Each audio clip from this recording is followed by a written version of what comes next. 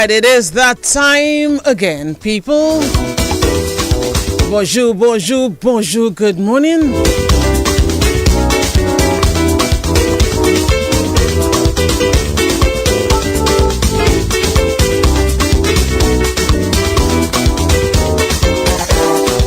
Welcome, welcome, welcome, welcome one, welcome all. Welcome to Connecting the Dots on National Broadcaster DBS Radio. What? It's already 9:04. It's a little late, man, for us. But we are ready. Greetings one, greetings all. Good morning, family. You all cool? What's the vibes? Nice little drizzle last night. I call it a drizzle. We had a little rain though in some parts, but yeah, it was good because I tell you that hot sun, that Charlotte show, all in the evening. It's not easy. Bienvenue à ce rendezvous. We are connecting dots once more. We have connected so many dots since we started this connection on the 14th of November 2020.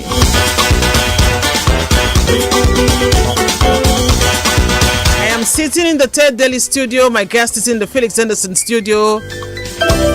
Nigel Francis is in the 2x2 studio. I hope you can say something about his newly built studio. That's Nigel, eh? So yes, my guest is in studio 2, the Felix Anderson studio. I hope he too can say something in Creole when he comes on. Nigel, somewhere far. The MJRC reunion, Lapide Nigel. In fact, to Nigel, come away, please. Nigel?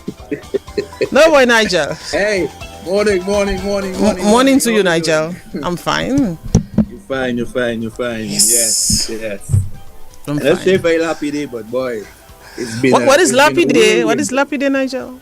Lapide? Like seriously? Boy, Lapide is when you burn out, you know. Oh yes, that's a good way of putting it. To sum it all up, you burn out. That's the best way to sum it up. Yes. Yeah, yeah.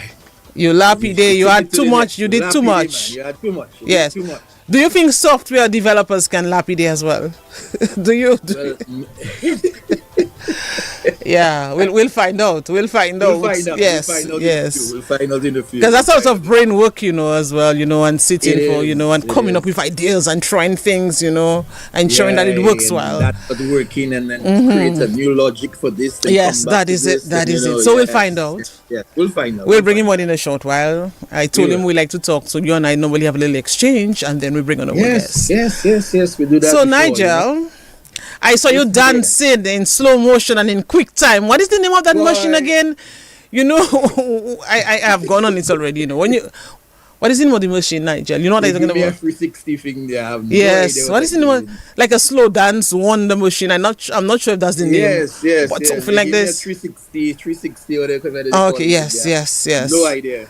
But I saw you had fun. I stand up on the thing, and I think I have to move or not move, and it's doing its own thing. And I was like, "What's going on?" Yes. I can recall last year we were bringing live stream of an activity at the Goodwill Parish Hall, the St. Alphonsus Parish Hall in Goodwill, something to do with robotics and all of that. I think Craig Nesty and some others were organizing something for the young people. And as soon as I entered, this guy told me, "Okay, come on this machine and let's try something, Nigel." Wow. Anyway, cannot say more. Yes. They slow you down, they speed you up. They speed you up, yes, Papa. Yes. So, but it's nice. It's nice that you had fun from the time you landed in the. I mean, there's so much to do in Dominica. The natural beauty, the warm hospitality, a higher agenda. And there is. When you understand. Typically, when I come through, for Carnival or Independence or something, you don't get as much chance to do the things that you would normally do. So. But I don't know if you still got a lot of chances. Well, I mean, Nigel, you were all over the place. As soon as you landed, you got a mic in your hand. You had to be doing MC duties, and you were there, here, there, and everywhere. Here, there, and but everywhere. it's good. It's good. To the late TD. Yes. Yes, they phoned me and they gave me I can tell me, go ahead and do this. And when it's in you, and that's good. There was no preparation for this. They say, no, you can do it. I said, okay, let's try a thing. Let's go ahead and get it done. So it was good. Yes, good. It was good. But I'm happy that you enjoyed with your lovely wife and your beautiful girls, your beautiful young ladies. They had an excellent time. Yeah, man. You know, can you believe they visited Syndicate Falls?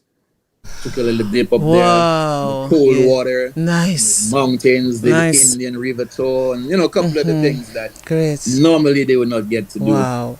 So they really enjoyed I'm happy for them. There are hidden gems that are really breathtaking, picturesque, even and magical in Dominica. And when your family can get the time to to enjoy this is a lot for a family. I did not see Elise in person.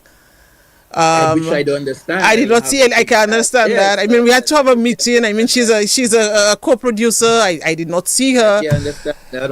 I don't know what happened there. Elise, we need to fix that. Yes, seriously. Need to fix that up. Yes, man. That was not necessary. Yes. But Nigel, quickly as we move on, though, let us extend our deepest sympathy to the family of what's his name again? I think it's a Francis guy. He worked with Dasper and he died tragically. Was Otis? Otis? Yes. Otis? Okay. Yes. Otis. Francis. Really sad. The way he died, and to get the news, like that, a family member. It's a lot to deal with. It is. It is a lot for them to deal with right now. And as you say, we extend our sympathy and condolences to them, tell them to go strong. Wasn't something that was on the horizon for them, as we say. Least expected, and it happened. So definitely.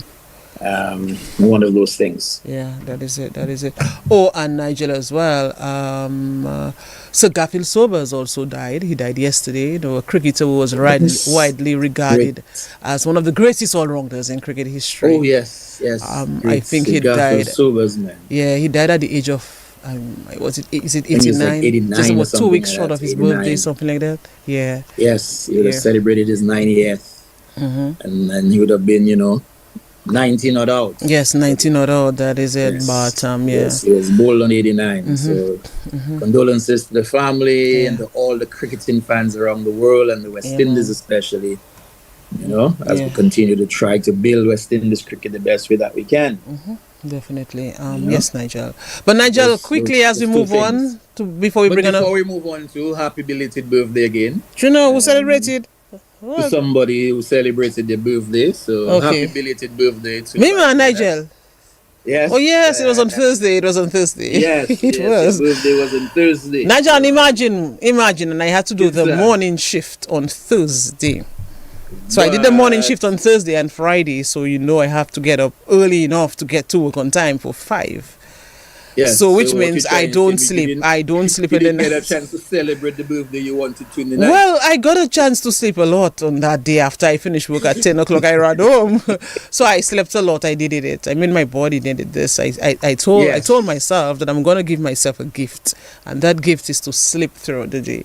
So I did a lot of that. I enjoyed it. What a wonderful gift to give. It was good. It was good, Rejuvenate and to... Yeah, man. I did some meditation. And, all the rest of it. Yes. I did some meditation. And it was good. Yes, combination of meditation, sleep, and good food and everything else. Yes. Wonderful. Yeah, it was good. It was good. Yes. And there's also the birthday of Delia, youngster's wife. Yes, Delia and I share the same birthday. Happy birthday, belated to you again, Delia. Yes. And of course, we wish you birthday on your day, but happy birthday to you as well. I hope youngster took care of you that day. Of course, the man. It was also the birthday of Rennick Thomas, the birthday of Camilla Bellot Williams. There are some other people that just doesn't come to mind. That particular day. Okay. And talking about that today, it should be the birthday of the late Nelson Mandela. And it's also the birthday of Ghost, Kelly the Ghost Williams. Man, so yes, let's shout it out. Yes. All the Leos are showing up. So good morning to all of them who celebrated birthdays. Yeah, man. Our guest probably saying, boy, they can talk, eh? But when you bring him on, we'll talk a lot. We'll talk a lot. So a lot more. What I put myself in there. Yes. What? Why they can run there? They can bump their gums. What's a term? Yes. But Nigel, I mean, we always have somebody from St. Lucia that's following the. Yes, we picking us up. So I know St. Lucia is celebrating Carnival right now. So happy Carnival big to St. Lucia. Hope everything goes well for your Carnival. Yes. Big you up. Of course, St. Lucia. Nigel, by the way, quickly, who are you rooting for this afternoon? France or England? And tomorrow, Spain or Argentina? Yeah, man. Even if your team is not on, Nigel, I mean, come on. Yeah, my team is out, but I'm probably going to say that I would like to see France win, though. Okay. Any particular reason? I think because they have a kind of style of play that's similar to the team I normally root for. Okay, all right. So I. Will you normally root for again? Who is that team? Which team is it again? Tell me, self, Nigel. They lose early this time. Wow, you've got to know when to fold up. Yes, know when to run away. But I think I think France would probably present a good challenge to England this afternoon. Nigel, as you say that, I was looking at England's manager on the BBC News, and he had an emotional plea to the team to finish strongly. I mean, the man was crying there. Oh, man. Now, if after that, you're doing something wrong. Yes. I mean, come on. Yes. If after that, wow. that does not inspire you to go ahead and do what you have to do. Something's wrong. Yes. But tomorrow should be Tomorrow's a big game. One. And when you understand that Argentina and Spain, they share cultural ties that are rooted in a common language. But make no mistake about the rivalry on the field of play. No, it's you know, a big rivalry. Oh yes, Nigel. There's a competitive dynamic that shows itself, and things will get intense tomorrow. Whilst there are shared connection between the two countries, I mean, there is also shared tensions. So the rivalry will show itself. Yes, definitely. Yes. It's going to be one of those finals tomorrow, man. Somebody may be asking, but why are they talking about World Cup football? No, that's not a thing. But there are many reasons why, obviously, There's a deep love for the game in the Caribbean, celebration, we know about all of that, festive atmosphere at watch parties, skills on the field of play that can send the crowd into a frenzy. And in the Caribbean, that's our thing. And Argentina in particular has a massive support in the Caribbean. So, I mean, we have to talk about it. We have to connect the dots in different ways. Of course. So that's one of the ways we do it, because we have, all those who listen and view and everything else who are football fans. Yes, definitely. And looking forward to the game this weekend. Yes, definitely. Right. Okay. Tomorrow going to be lots of fun wherever you are watching the game. Yeah. And today, of course. Right. And people had made bets, and I know there'll be a lot of crying too. And people had made bets and have to, give up some of their possessions. It's not easy. It's not easy. It's not as big in the Caribbean as it is, in the international countries where bets are concerned. But let me tell you something. Some people lose their lives. People have lost. Yes. Yes. Yeah. Yes. All right. So for a minute, the world will stop tomorrow and for the football finals. Talking about that quickly, let me just bring this in quickly. So I'm reading news on Wednesday morning, and in sports, I think the second story was a story, but I had not gone through the news. Normally, I don't get a chance. I just don't do it. I just let it hit me at the moment. So I'm reading the president of the Dominican Olympic Committee, Billy Doctrove, is calling on the utility companies, particularly as electricity, is concerned, and all the internet issues that we can have. He's calling on them to not put their how I would say it in Nigel. Put their house in order. Right, that's it. Put their house in order. Put their house in order, because you know what can happen. No, seriously. I mean, we have had programs on Connected the Dots on depression and anxiety, and people just blowing off. Their fuse just gone. So you can just imagine what will happen in the middle of a game. Let me not say that. Let me bring a jinx. And I do that, President. Boy, Nigel, and he said that with passion. Yes, he said that with passion. Yeah, man. Anyway, let's go to the book and the tube quickly. Let's see who's on, Nigel, for us to bring on our guest. Oh, before that, let's just go to the... What does DCMTM stand for, Nigel? Do you know? DCMTM. What does that stand for? Sorry. DCMTM. She's doing that now. DCMTM. That is that. Whoosh. You see it? I can whisper to you. Dominica corner, my turn, man. The Dominica corner. My turn, man. My turn now. Woo. first question, and then we run into Facebook and YouTube, and then we come into our guest. Okay. Yes. Name the high school our guest went to. I mean, that is just like easy peasy lemon squeezy, but let's see. So our guest is very, I mean, he has learned so much, and he has put a lot of what he learned into practice, and he has learned new things as he went along. And when you understand his story and what he's doing right now, you'll bat bravo, you'll clap a lot. But he went to a high school in Dominica before he went abroad. Just name the high school, we'll move on. That is all. What? SMA? Come on, Nigel. I mean, he went to the greatest school, the greatest of all builders. Yes, he went to the Dominica Grammar School. So get that, okay? And what is the motto of the Dominica Grammar School, Nigel? All right. I mean, you used to teach at the Dominica Grammar School for many years. Men in salary. Men sana in corporation. By the way, Nigel, as you say that quickly. So Miguel Murphy, when he was in Dominica just last week, he came to visit me. Right. And so he gave me some gifts. From SMA. But one of the gifts he gave me, and I was like, but just wonder who does that? Was a pin. Yes. An SMA pin. What am I supposed to do with something like that? Like, seriously. Thank you, Miguel. That you had SMA pin of all things. I mean, come on. Thank you, Miguel. I just did not bring the bag, so I don't have it to show to you. And he expected me to put that on. Yes. No, man. No, come on. Miguel, we appreciate you, man. Thanks for giving me one of the pin, the SMA pin, so she can wear it occasionally. All right. Next question, quickly, and when we first bring on our guest. Our guest is the brother of a DBS employee.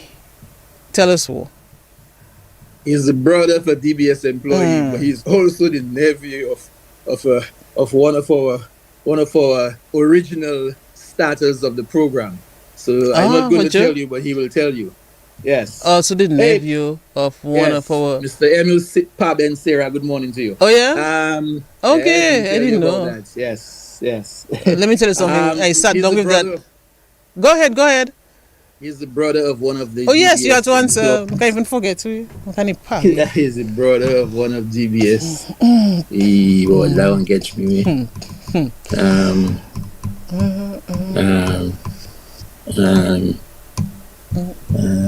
Help me. Okay, the first letter of that person's name is C. The letter C. The letter C. Yes, letter C. Yeah, be honest. Curtis, my cabby, Curtis. Working is C9. That's so easy, man. But that's like easy peasy. I know you know the answer. You just like to pull my legs there. Come on. Brother of Cecil. Yes, we're the brother of Cecil. One more thing. How did Fokole get its name? How did Fokole get its name? But I don't know the answer to that, so I really don't know now. I'll have to put on his... used to play there. Everybody used to call it. Oh my goodness, Nigel. Call it dance. What? Fokole got his name because Wadikole is to be... So Fokole only got his name after Wadikole came into being? Before when Wadikole played there.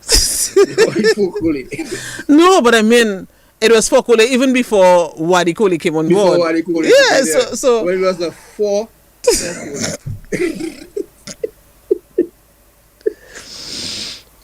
I want to cry. I think it's a... Hey, Lennox. Dr. Lennox, please send me a text, please.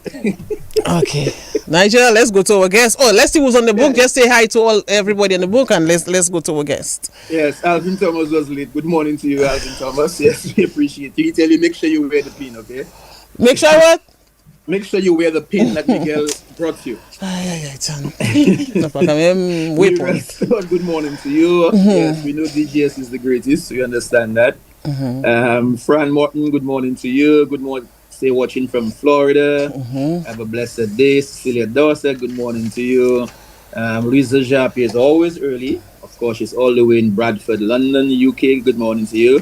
To say, Nigel, you're in trouble. Last week you failed to pass on greetings to my brother, Iboji, in Goodwill.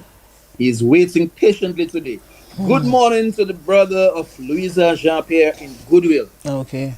Good morning, good morning. Thank you for connecting the dots with us. We appreciate you. Vado, good morning to you. Amen. Before you say that, Cecilia Dorset, good morning to you. Glenda Fagan, good morning to you as well.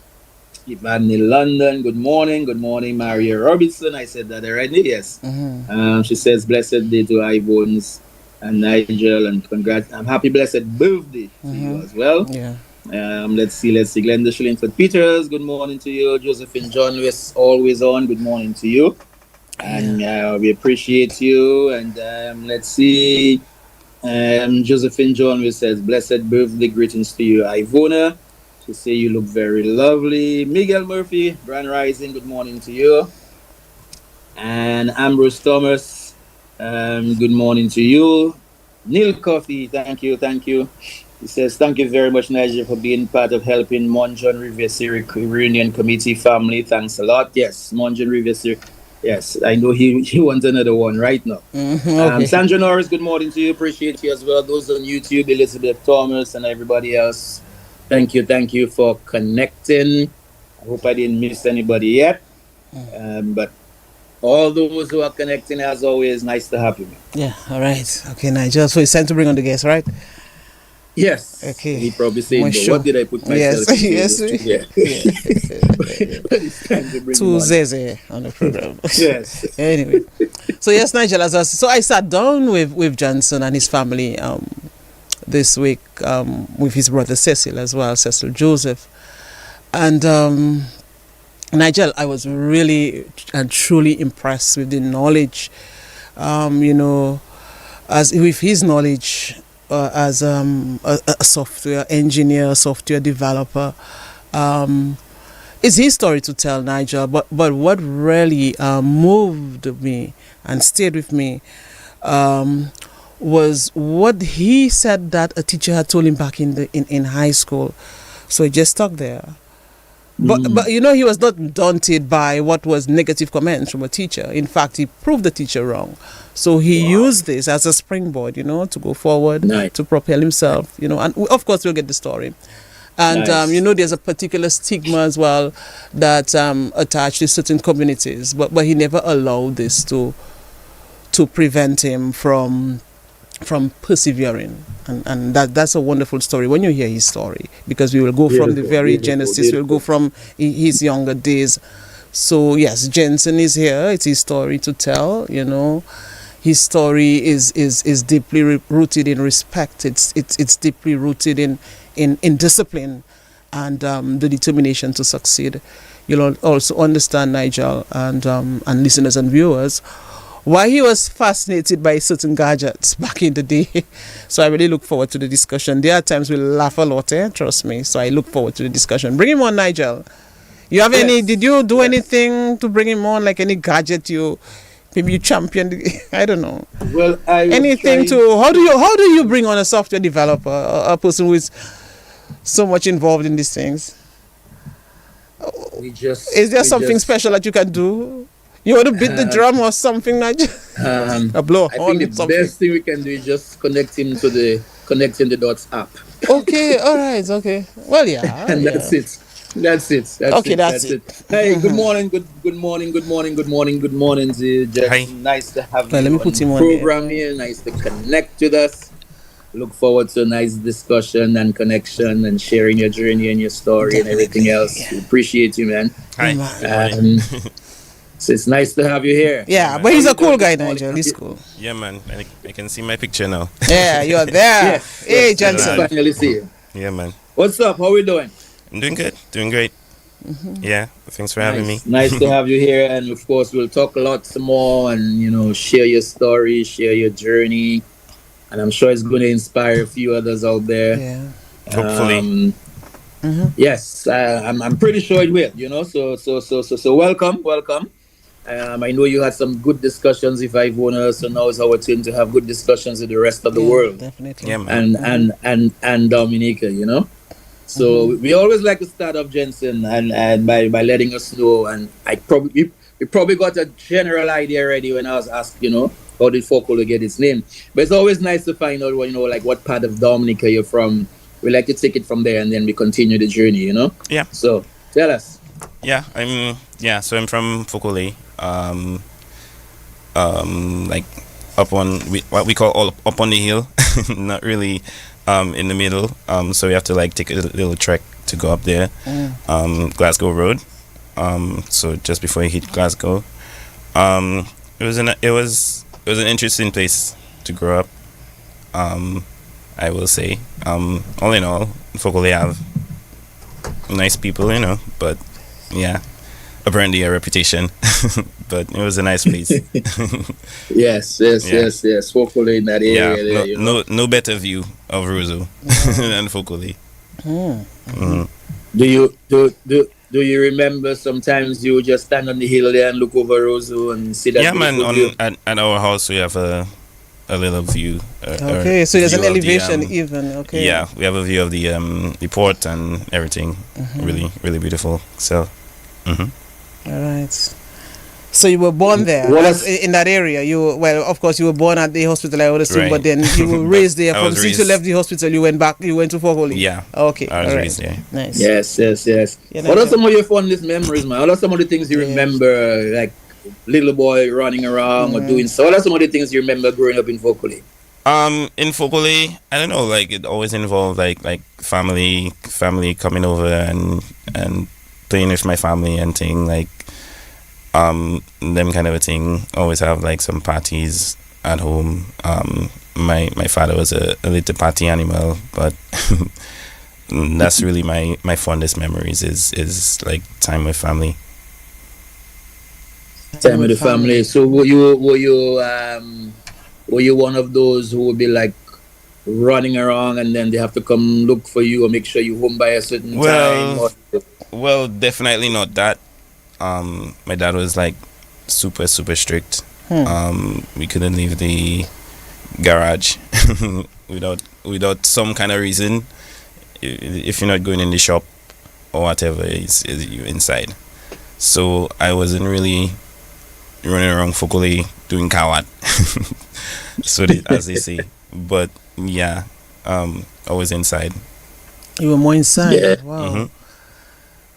But were you looking on like not with jealousy, but wishing that you could have just gone outside at the time, playing football, or you were not into that thing at all? You just wanted to stay inside. I definitely wished to roam a little more, go to a friend's house or something. Even that was prohibited. But I sort of attributed to like the neighborhood and my dad's sort of like caution with it. He didn't want me to fall in certain traps. Even though I would say like, yeah man, sometimes I wanted to run some kawat a little bit, but at the end of the day he knew what he knew and I didn't know what he knew. So yeah. Nigel, when you hear that, you hear about the father being very strict, you would think that probably he was a pastor, a teacher, a school principal more so, someone with, high position in society. Was he, Jenson? I wouldn't say high position. He was a very popular guy. Yeah, that's a high position. You're very popular. He was a very popular guy, but he was a mason. A contractor mason, so he did a lot of like jobs around Roseau, around Fokole. He would do a lot of the construction jobs, like the sidewalks and walls. Like he would build like retainer walls and stuff like that. Yeah. Nigel, sometimes when I listen to people's story and when they go way back, sometimes I have a little smile on my face, a smirk sometimes, because I'm thinking of my time too, Thinking of your time as well. Yes. And of course your dad was what about your mom? My mom stayed home with us for most of the time. And I always remember it was like after 9/11. When the world just changed a little bit, and things get more tight everywhere for everybody, and that's when she joined the workforce. And she sold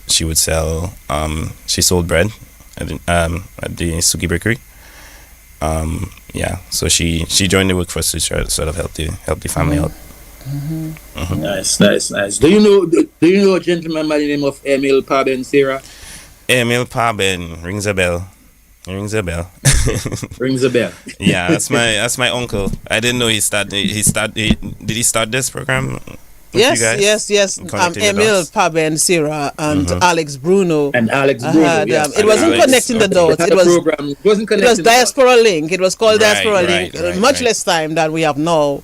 But yes, they did a lot to to bridge that gap, to bring Dominicans, especially those residing abroad, closer together. Okay. So yes. Yeah, I remember that name. I remember Diaspora. Diaspora Link, of course. Yeah.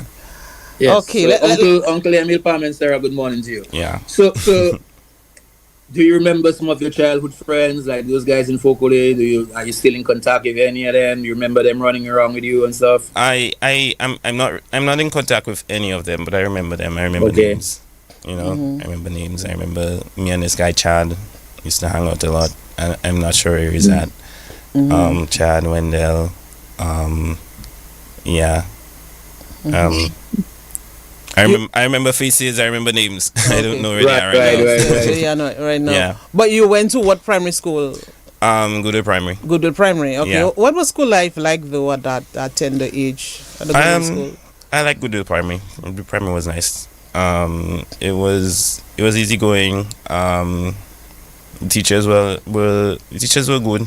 I remember Miss Joseph.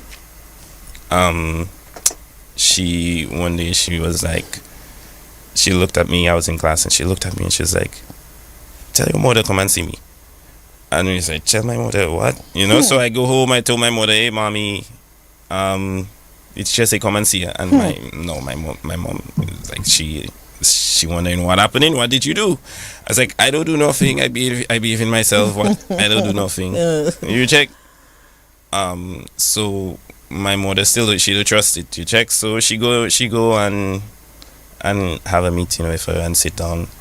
And turns out, she noticed that I was like this close to the board, to the chalkboard, and I was still struggling to see.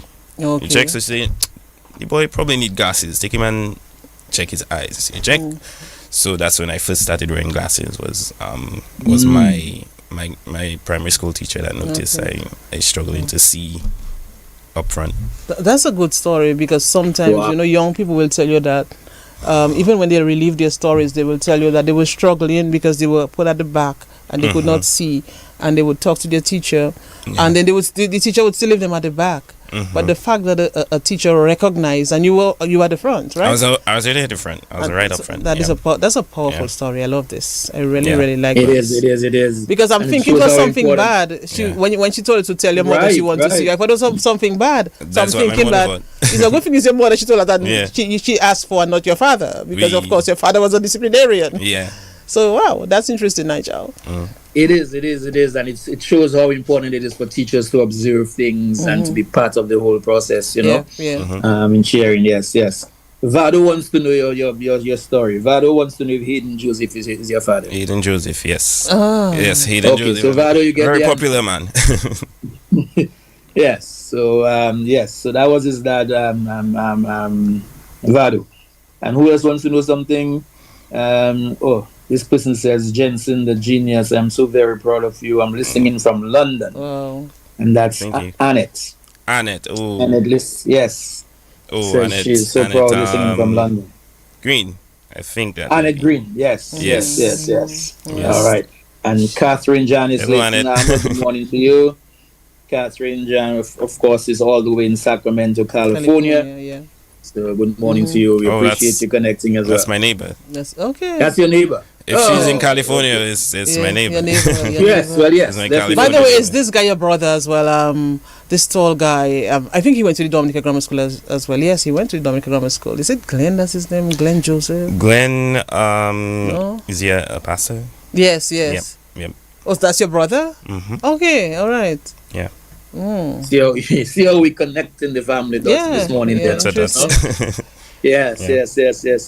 So Jenson, we had primary school. You had the Goodwill Primary School. Teacher tell you ask for your mom. But In terms of the other things that happened at the Goodwill Primary, were there any particular subjects you were more interested in, or you were just having fun still at Goodwill Primary? I always liked science. Like, I think for me it was maths, science. I stayed away from English. Not too close to English.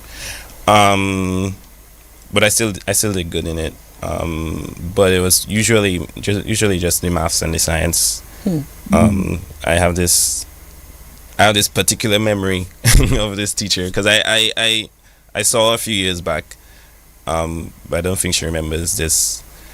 A high school teacher or primary school? Okay. Primary school. Miss Roberts.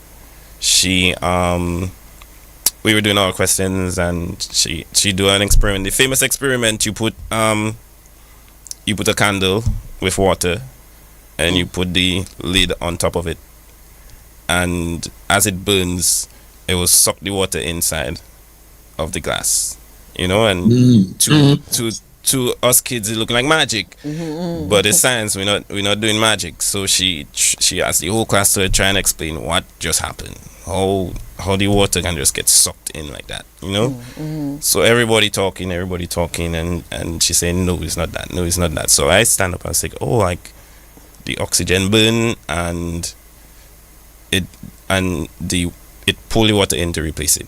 You check, and she was like, you stay, wait there. You check, and then she asked everybody else. Nobody else had a different answer. So she come up to me and she kissed me on my forehead and she said, "Thank you." Whoa. And that memory always stay with me. Wow. Yeah. You were never shy, Jenson, even at primary school. Yes, you would always answer all questions, or you? I'm very shy, but I still like to answer questions. I don't know. I'm not necessarily like braggadocious or boaster, but I like to show off my my reasoning and stuff. So I guess I did that a lot in primary school, high school. I would probably what you say banter with the teachers and thing. Yeah. Interesting. Even at that tender age, Nigel. So we're still with primary school, Nigel, or are we moving up to you want to go to high school, or you want to stay in primary school still? By the way, were you involved in sports at that? Sports, not exactly. Not outside of like PE and Nigel school. Looks frozen.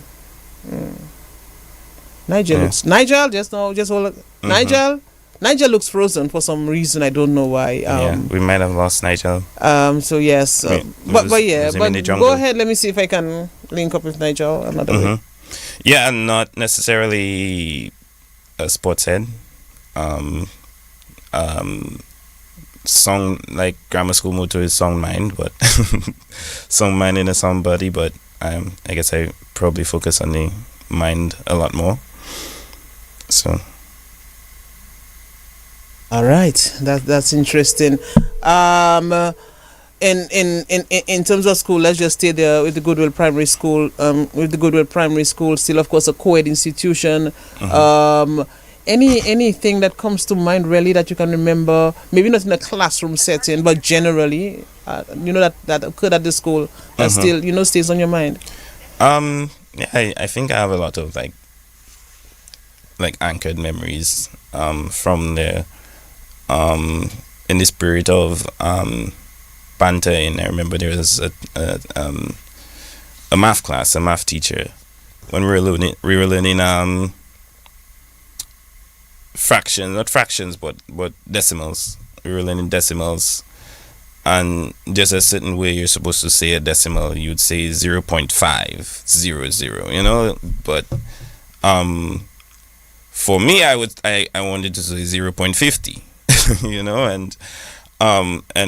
And things like that. And the teacher was like, "No, that's not how you say it." And like she could not explain to me why you have to say it a certain way. Because 0.0, it could be 0.50, it could be 0.500, 0.5000. It's all the same. It all boils down to the same thing, But I didn't get an explanation like that. I had to figure it out on my own. Yeah, so things like that stand out to me, because it's sort of like it's sort of like indicative of how I see things, how I learn. Like, I have to figure it out on myself. It's not just somebody tell me you do it this way because you do it this way, you know. Eventually I realized she was right. Probably not the same time she was trying to explain it to me, but yeah, that kind of thing. What other memory I can remember from primary school? There's also a disciplinary one, with our principal at the time, Mr. Peter R. Okay, Augustine. Peter Augustine. Okay. Yeah. Because I remember you asked me like whether or not I wanted to, like, you know, explore more. My father was strict. If I wanted to explore the place more, go, you know, like, and I call it, you know, just wanting to do some coward behavior is what I call it. And I do recall a time in primary school when it was like I kind of wanted to like do that, and it was on a walk from school. We were walking home, and what we would do is we would take stones and like sort of like pelt at bottles, sort of, and break them. So we're causing a bit of a ruckus, and someone observed that and told us, "Hey, stop! You know, you kids, you shouldn't be doing that." And someone in our group bad talked them back. You know, it wasn't very nice. So the next day she reported us to the principal, but they didn't really know who it was until they wound up finding out who it was, and we were marched to the principal's office, and I would say promptly flogged. So that memory like sticks with me as well. That one sticks with me as well. That sort of like me finding myself in trouble when definitely I could have known better. All right. Okay. We're just trying to ensure that, you know, we get things back on, you know, on the right path, because for some reason Nigel is not on. I don't know if the meeting has ended in terms of the Zoom, but we're trying to rectify that even as we speak. What about sports? Were you involved in sports at the primary school level? Did you take part in any? Okay, primary so that was not your thing. Primary school, no. High school, no. I wouldn't say it was my thing. Okay.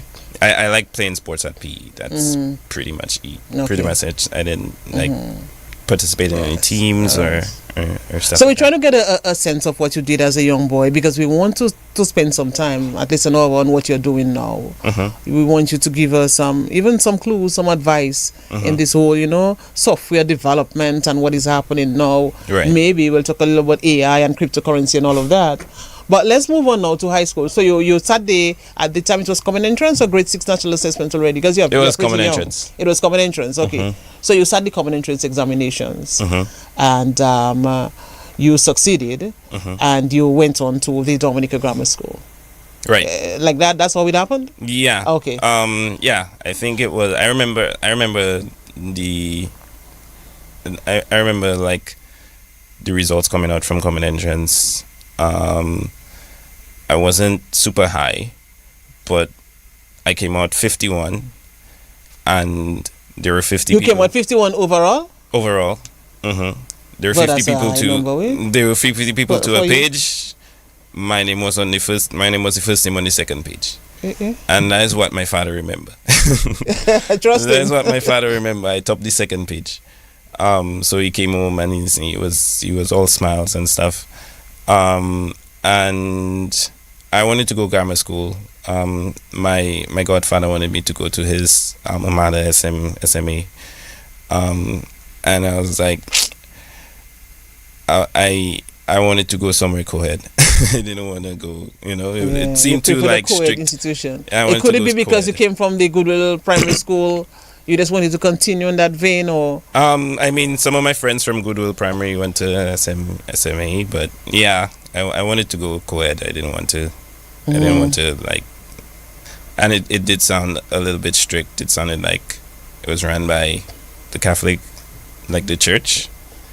So it kind of sounded like maybe they were going to be a little bit more strict on what you can do, you know,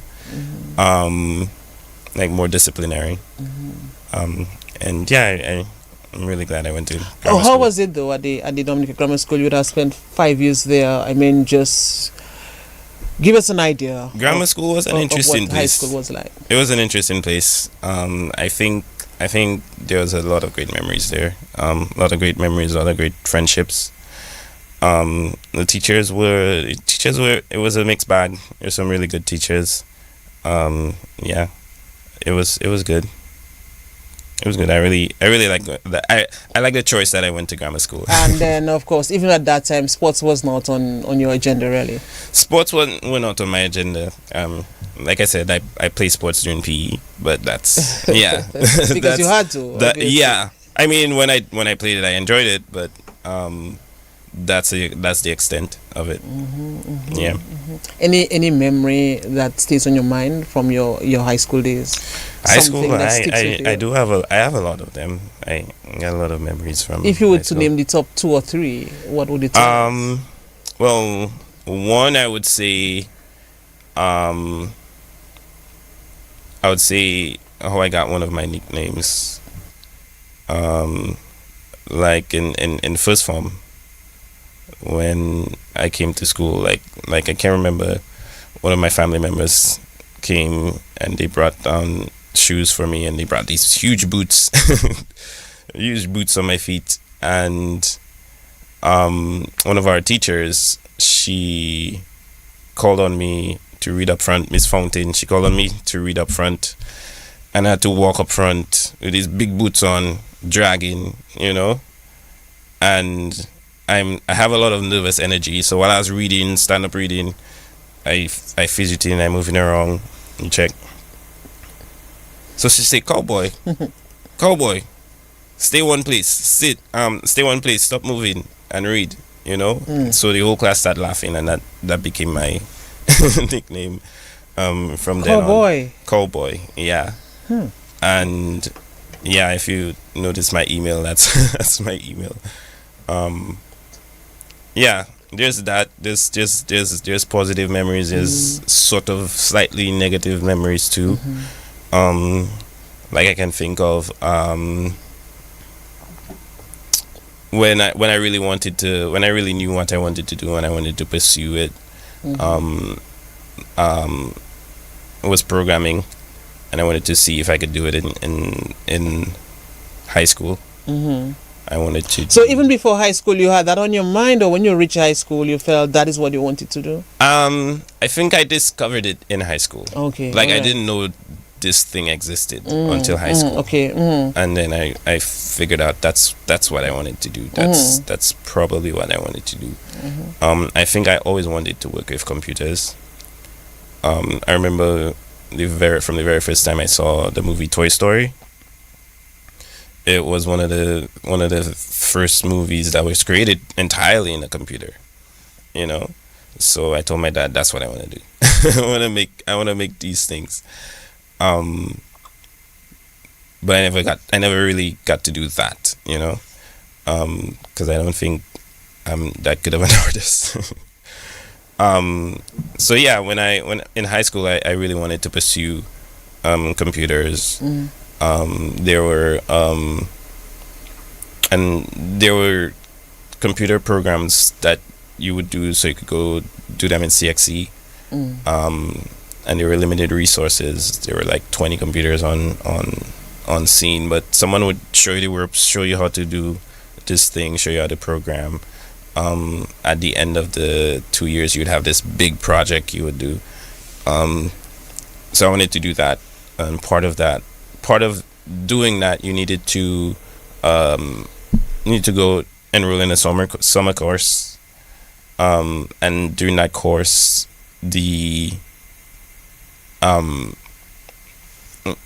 you get taught like some sort of introduction to programming. And my assumption is based on how you do it, how well you do, you get chosen to be, part of the limited few who do it for CXC. So this was in fifth form. This was in the fifth form. You had to do it for fourth form and fifth form for 2 years. So I enrolled. I was very excited. I realized during the class that I knew a lot already. I knew enough that I could have like higher level discussions with the teacher, that none of the other students in the class, had a clue what we were discussing. We did the exam and I thought like that was simple, that was easy. So during the start of the year, they sent a student around the classes to announce who were the 20 students that were gonna do computers for the next 2 years. 20 students? 20, because they had 20 computers. And you raised your hand. And no, they were announcing the names. Oh, they were announcing. Okay. They were announcing the names to the classes, and I didn't hear my name. And I thought that was funny. Like all the people who heard their names were like that. Like, why didn't your name call? Like, we remember you during the class. Like you and the teacher was bantying, So I went to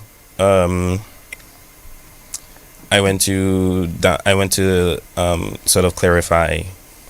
Like, I didn't want to dispute. I didn't want to say, oh, I think I should be one of them. I just wanted to know, like, how much did I get on that test? How did I do on that test? And the person making the decision, they went back, they came back, and there was like a sinking look on their face, and they were like, well, it's not really about the scores. That wasn't the only decision we made. So from the time I heard that, I knew like my score was good, and it was some other decision because it was a course that like cost it was $100 a month you'd have to pay, like in extra, and to sort of make the assumption that maybe my family couldn't pay it, and it would be better, like that's what I wanted to do. That's my dream, So the explanation was, well, we thought maybe your family wouldn't be able to afford it. So if you really want to pursue this, then you can do it. Yeah. Then you can do it in college, and it will always be available for you in college, and blah blah blah. And I don't know, I was very disappointed. But did you have a strong mindset at that time? Because that can break down a student so much, apart from just disappointment. Yeah, I didn't think that my performance hinged on it. My success. I didn't think my success hinged on whether or not. Like, for me, it was a nice thing, something nice I could do after school, because it's what I did anyways. Like, I would go home and figure out computers and stuff like that. The difference would be like someone who knows what they're talking about would be helping me. Someone who probably has real world experience would be helping me. Outside of that, everything I knew was self-taught. Okay, wow. But wow, that's interesting. Everything you knew was self-taught. Yeah. What were the gadgets, the more popular gadgets for young people at that time? What was being used as the means of communication? So, like, of course, now, we in terms of technology, there have been a lot of advancements, but what was the big thing back in that time? The big thing back then in third form was Microsoft. Just stick up in there. Let me just call on our technician, our senior technician, station engineer Dean Thomas. Please get in contact with me. I'm not getting you any way, shape or form. So please contact me. Let's see if we can rectify an issue that we have, so we can continue with Nigel. Okay, yes, Jenson, you were saying? Yeah, I was saying back then it was MSN. I don't know if you recall MSN. Microsoft Instant Messenger. Yes, was it High Five or something like that? High Five came. It was after or before? High Five came about when I was in fifth form. Okay, all right. Maybe after, more in the college years. Okay. But High Five was a preload. High Five was in between MySpace and Facebook. Okay, so there was MSN. High Five came after when the game was happening. So yeah, it was MSN. Excited? MSN. The highlight of technology then was to figure out how to put symbols in your status. And so even at that age, pretty. Even at that time, Jenson, your mind was occupied with like. At that time, I was occupied with programming. Wow. I think my fascination was with like all the things you could do with a computer. Like a computer is capable of so much, but it all boils down to a very basic thing. It's an instruction set. It's an instruction set on a CPU. It's just add this, multiply this, divide this, pull this from here, pull this from there, then add this, and that's all a computer is. And it's just hard and unfathomable to picture that all it's doing is these little basic things, and it can do so much. Yeah. All right. So you completed your 5 years at the Dominica Grammar School. Then you left school. You moved on to where? I went to the State College. State College. So that's where I and you did not change your in terms of your trajectory. It stayed on this trajectory. Wow. Yeah. So in college, I did computer science. So that's where I got my introduction to like actual computer science. Yeah.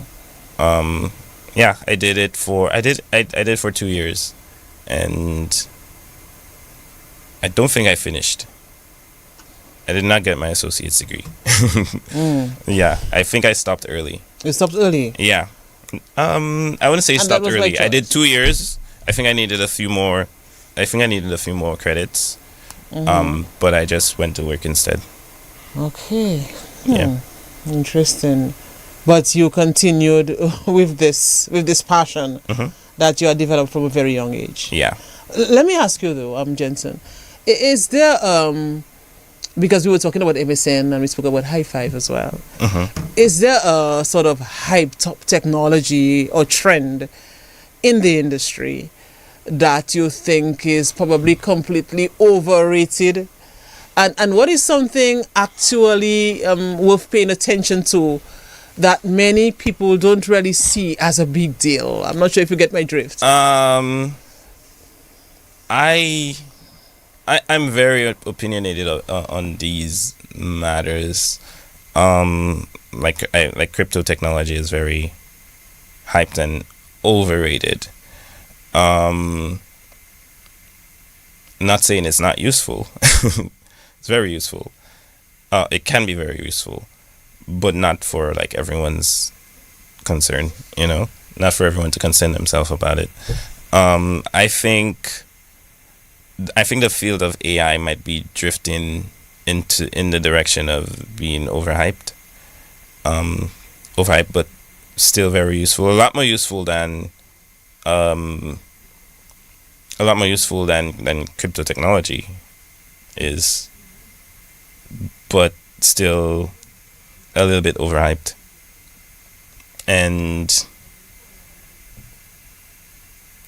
yeah, yeah, sorry about that. Yeah, go ahead. I mean, there's a lot you can say about AI, or about the overhyped nature, but also the useful nature as well. I was very into AI long before it was like the thing, the thing. But the gold standard of programming has always been to describe very clearly, to describe to a computer what it is you want to do, and to do that we've always had to use programming languages, and what a programming language is a very, very, very, very strict set of syntaxes and rules about how to talk to the computer. And those rules at times may be too strict, and they can also be hard to understand, hard to learn, hard to parse in your mind. I would say programming languages are for people. The computer can be as technical and stuff as it wants, but you need programming language for people to talk to the computer. But still, they're still very difficult. Like, people go through, like, drop out of school, like they trying to learn this thing. Wow. But the holy grail of that communication would be just using your natural language, the natural way that you talk. And for a long while, programmers, the entire industry has been trying to figure out how to do that, how to get the computer to understand what you want it to do. And I personally pursued trying to do that, you know. But I think with this era of computers and AI, that is something we can probably check off. Interesting. As yes, we've figured out how to tell the computer what we want to do. You know, with our voice, without a programming language. Yeah. I think I have Nigel on the line. Nigel? Hey. So we have to get. So here's what happened. Nigel, I really don't know. We apologize for this. So we had to get you this way, because, you know, this is not my field. What Jenson is talking about, I'm learning a lot from this. But I think what has happened in terms of you're doing well. In terms of the Zoom and the whole agreement, or maybe Jenson will help me. I think the time for us has elapsed. So after 30 minutes, I think it ended. So we could not have you on the live, something like this. So I'm trying to. I'm not sure if you understand what I'm saying, Jenson, or if I'm saying it right. I think I So explain to me what really happened. I think I know. Because like if we do the forensics, he probably cut off at 9:30, huh? Yes, that's it. That's right. it. Okay, yeah. So you probably scheduled for half an hour session. I would hate to believe that's and, what. Yeah, you probably have to like just schedule for another period, or does Zoom allow you to just have a, like, you could just connect to your. So normally we go on for the 2 hours, and 2 hours and even more. Okay. But I'm not sure if, like, sometimes maybe you have a 3 months service or 1 year service or whatever. And it has come to an end, and after 30, I'm just thinking from what I read, but that's not my field. So, but anyway, I decided to have Nigel on the telephone. Nigel, we can go ahead with this, right? Like that. Yeah, man, we'll try to make it work as we always do. So Nigel, I was trying to demolate myself there with Jenson, but Jenson is just wow. You know, it's, you know, sometimes you just have to sit and think of, you know, the people who continue to do so well. I mean, when you come from Dominica, a small island developing state, not much in your country, you know, and you go overseas to advance yourself, and you reach to a stage where you can say, wow, I mean, coming from a small island, look at where I am, Nigel. Look at where I am. Yes, what a story. So Nigel, so whilst you were not on, we looked at what he did at the Dominica Grammar School. We looked at other things. Well, you don't necessarily have to talk about it. No, but we have to go back to the Dominica Grammar School at some point, because we have to tie in what he did there to where he is now. Obviously, Nigel, you have to go at the. But by the way, Jenson, I did not give you the opportunity as well when we were starting at the very beginning, because you have a family. You came here with a lovely family. I mean, your wife is just wow. So just speak about your family a little before we move on. Yeah, shout out to my family. I know if you guys are listening, because when I left, you were asleep. Yeah, my wife Anne. She's an amazing person. She's a doctor of psychology, and like it's really reflected in our heart. She started like she actually had a rough high school, but she didn't like she didn't like me to share that part.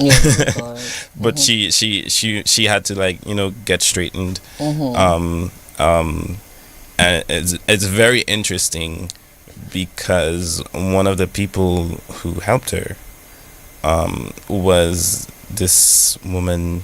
I can't remember her first name, but her last name is Charles. Okay. So she's from Dominica. And she's Demi Jr.'s Charles's cousin.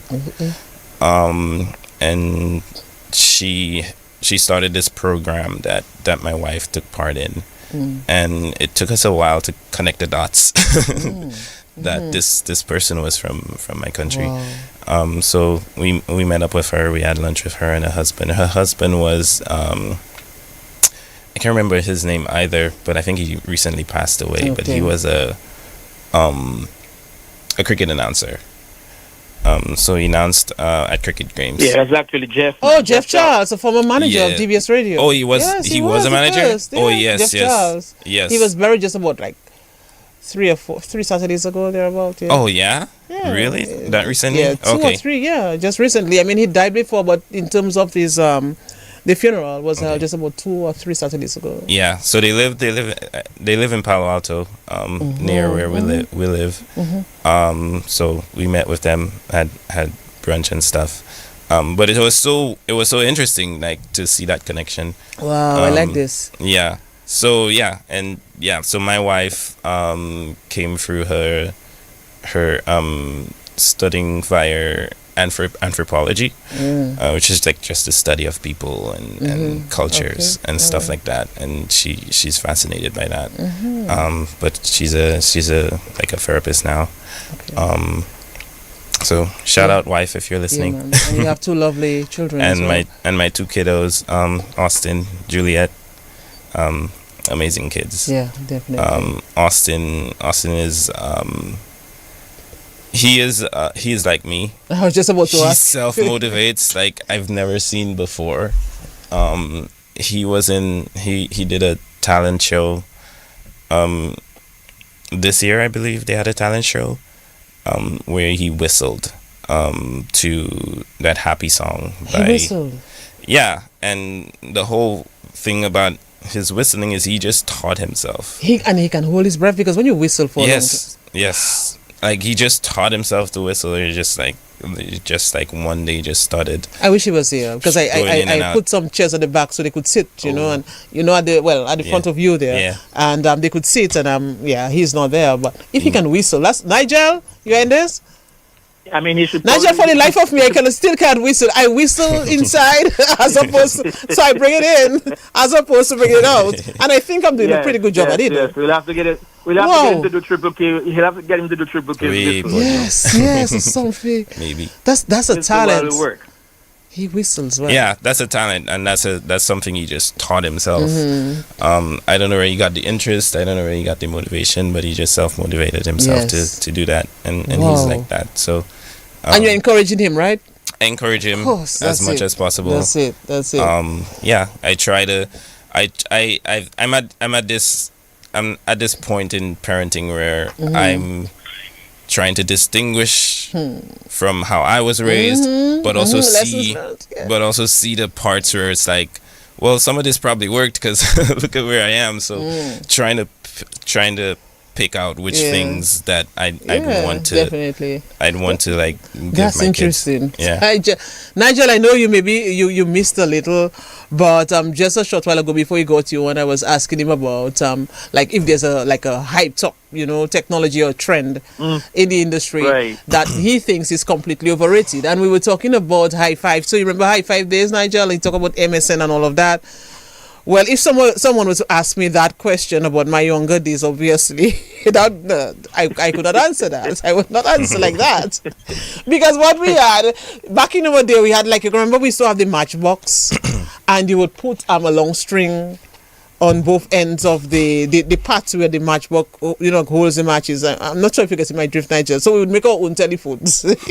Oh yeah. So cut a long story short. Have the string in there. So these are the things I would talk about. But he can talk about so many things that he was just like fascinated by by what was happening at when he was that age, what was happening in the industry, and it's really like just Yeah. But I think I also heard him mention something about the fact that he did not complete his time at State College. Yes. Was there a reason for that, though, Jenson? I mean, you were at the State College doing computer science, and you decided to just call it quits. I guess financial. I guess Oh, okay. it was like, well, we could pay for you to go spend do another semester in college, or you can go to work and start contributing. So that's what I did.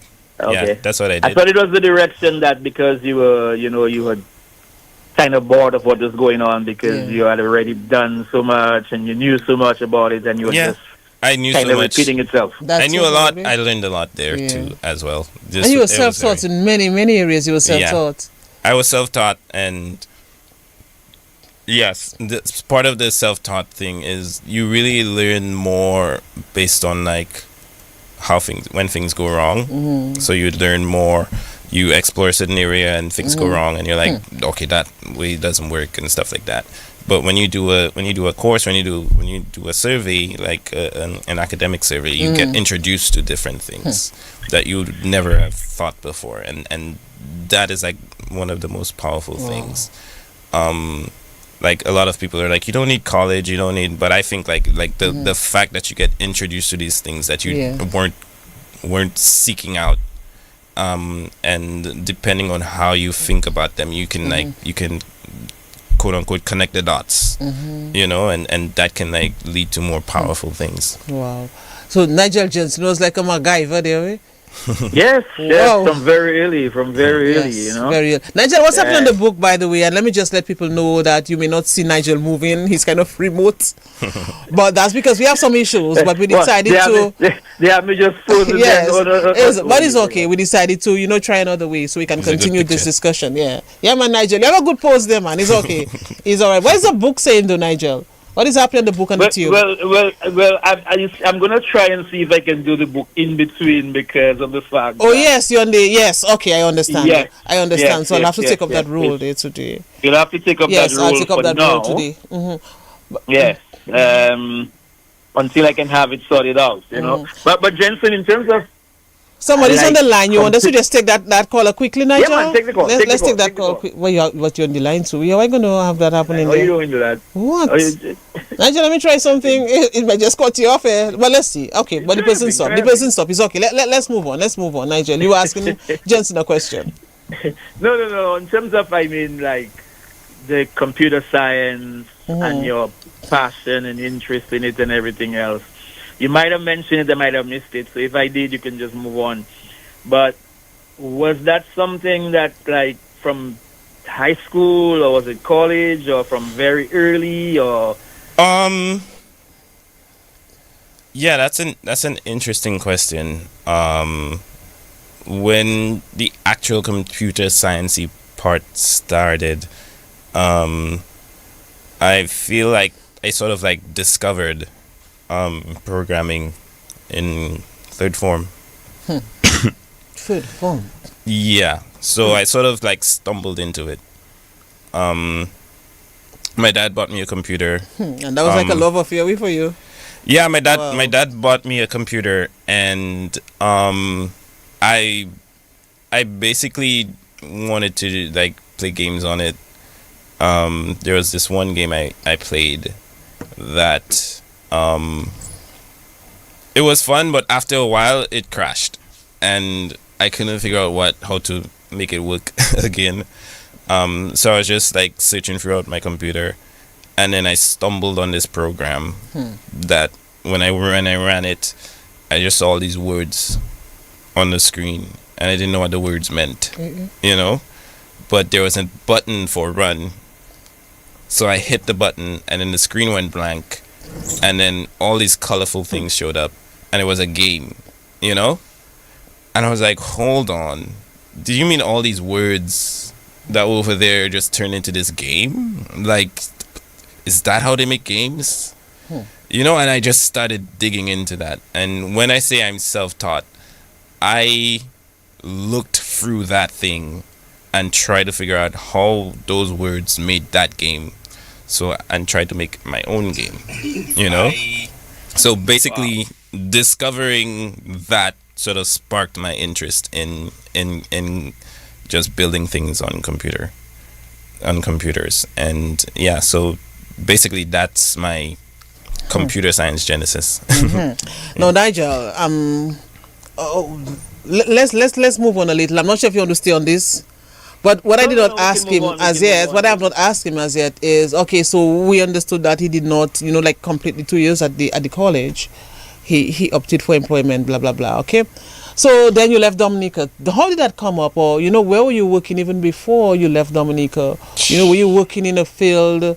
Or maybe if you don't want to mention anything, but were you working in the field? That, Yeah, there was a long time in between college and leaving. I worked at Astavans for as a cashier. I worked for one Christmas season, and then I joined this company called Freestyle. At the time it was called Picks and Phones. There was a little subdivision of that company called Picks and Phones. I started there, and in between me leaving college and me going overseas is about 6 years. But I spent most of that 6 years at Picks and Phones / Freestyle / end-to-end distributors. Okay. But basically I started as what's called a content manager. And what I did was I gathered mobile content, ringtones, wallpapers, organized them, and helped this company sell them to cable and wireless and stuff like that. And after a while, they realized that they could just give me any computer task and I could do it. So my role sort of expanded, and in no time I was managing the IT for the entire company, because there were different branches. There was Pottersville, Portsmouth, Phone Shack. This is a company that ran Phone Shack.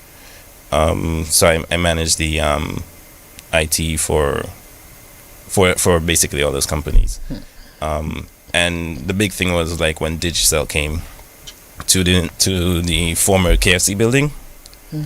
I set up the IT there for the point of sale and stuff. I trained everyone on how to use it and stuff like that. And Digicel was very satisfied with how that system ran, that they sort of flew me to St. Kitts to where they opened a different shop there. And I did the point of sale system up there, trained everyone. So you went to St. Kitts? St. Kitts, yeah. You stayed there for how long? A week. Okay. Yeah, I set everything up, and during the week I set everything up, trained everyone, and during the week I was just there for support. Make sure everyone caught everything. Were you so much consumed in the work that you were doing, Jenson? I'm trying to think of Nigeria. You're here, right? Oh yeah, I'm here. No, I'm just trying to think. I mean, he was so passionate about what he was doing, and he still is. So I'm just thinking, young Jenson, going home and still, at home, he's still into his work. I don't know. It depends. I think a lot of this is fueled by just, I'm a gamer. I like gaming. A lot of it is fueled by that. A lot of my time spent outside of programming or computer stuff was video games. But I still got time to party and stuff like that. Okay, all right, that's good. That's good. Because I was wow. Yeah. And so all the stuff I tell you. Louisa Japier, by the way, was trying to tell me, because I was able to figure it out. Yes, I saw her comments. Yes, it was not just figure it out. Well, I figured it out, Louisa Japier. Yes. I figure out how to be on the live and still read the comments. So thank you, Louisa Japier, for that. She was saying that Jenson could easily figure out how to remain on the live chat and read the comments at the same time. I could, but I'm on vacation. Yeah. Yeah. But it's all good. It's all good. I'm good now. Now. So yes, Louisa Japier, thank you for that. And Muriel Stewart as well, who wants to whistle while she work. So it's all good. Yeah. It's all good. It's a different format. We're connecting in different ways. So Yes, definitely. Nigel, I'm also reading another comment. I want to say blessed morning to all of you, all my beautiful people, all the way in Soufriere. Good morning to you. We appreciate you, Rosalind Severin McLean. Good morning to you. But Jenson, in terms of that, though, I mean, whilst you were doing all the things you were doing there before you migrated, the passion for computer science remained, right? Always remained. Yeah, it was always there. There wasn't a point in time when you told yourself, maybe I should just stick to this, what I'm doing work-wise, just continue working. I'm a manager now, just continue this process. Or you always had dreams of moving on to the bigger things? I think part of it was like you would see like people like Mark Zuckerberg and all those other guys. They would make their websites and you hear stories of them becoming absurdly successful. And in my mind, it's like I do this stuff in my dreams. Like I could do this stuff, you know. So I'm not sure how well I could do it here in Dominica, but I could do this stuff. So maybe I should look into that. Maybe I should look into how far I could go if I actually tried to pursue it. Like, if I go find my own garage, because they're all like starting their businesses from garages and stuff. So that was one of the motivating factors to me, because for me it was like, it wasn't something where it was like, if I work hard at this, I could be as good as him. It's like I'm like, this is very trivial. This thing that a lot of people seek and desire is very trivial for me. So I really wanted to wanted to see how far I could go with it. Wow. But Jenson, what would you say though is the most how I put it, the most frustrating part of software development that the average person has absolutely no idea about? The most frustrating part is... Oh, is there a frustrating? It should be. There should be a frustrating It's part. a very frustrating profession. There's coding and there's software developing. And when you're software developing, you're thinking of a lot of things. You're thinking long term. You're thinking, okay, like, how are we going to design this thing so that... we can identify problems in it easy. We can fix those problems easy. We can fix the problems without breaking other things down the line. You're thinking of very multiple levels. You're thinking like, okay, in next year we want to improve things. How are we gonna insert more code, more functionality without breaking what already exists?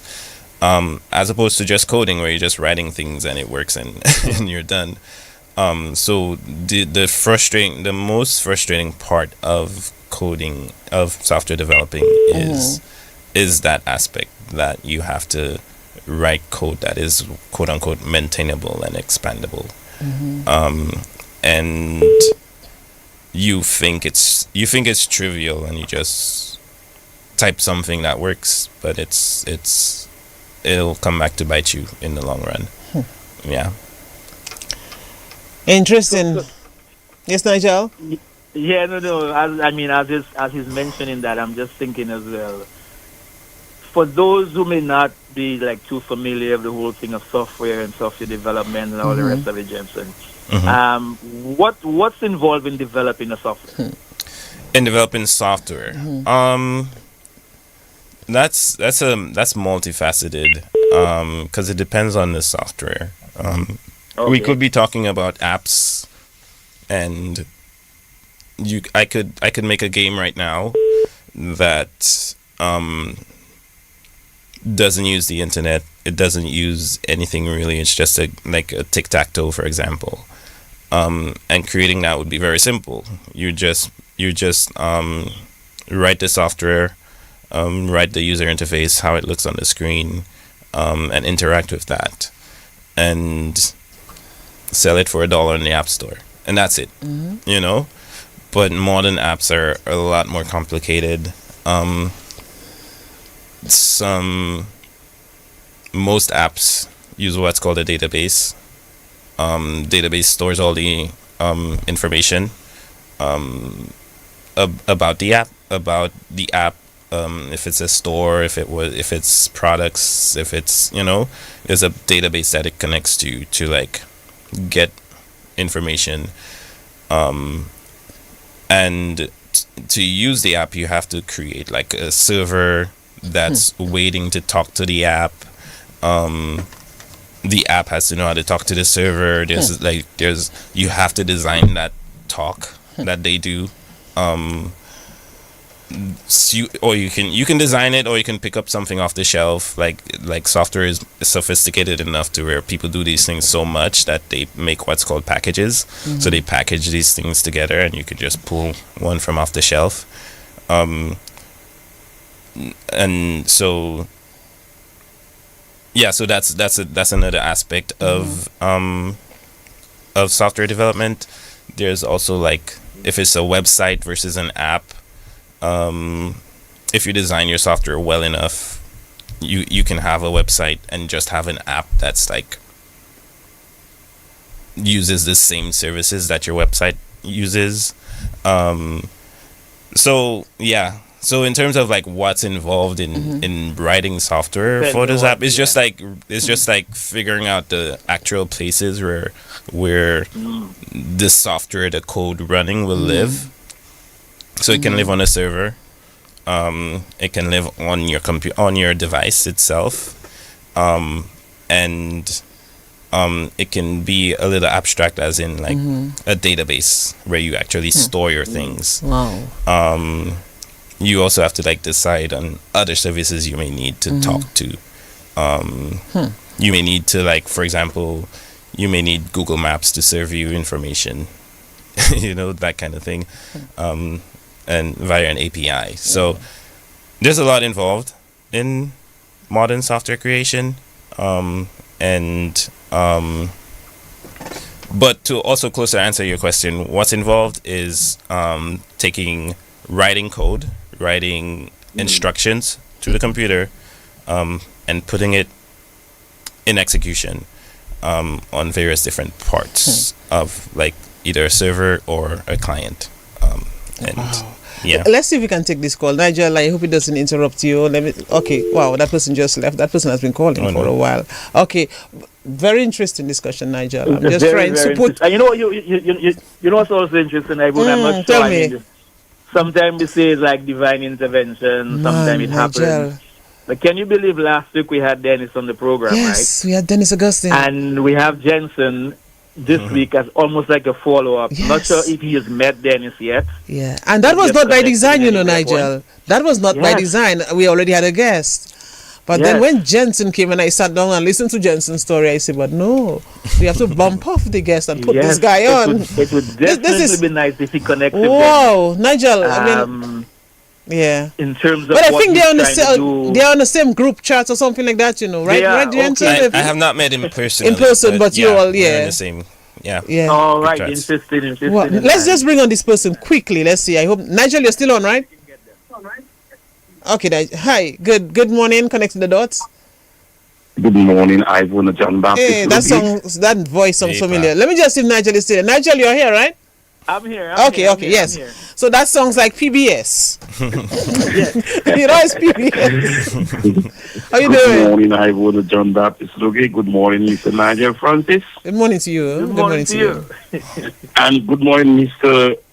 Sarah. Yes. I think another Sarah this morning. That Joseph Ingham. So it's Jenson, Sarah, Joseph-Ingham. Yes, sir, Papa. Yeah, my mom is Sarah. Ingham. Okay. Okay. Ingham.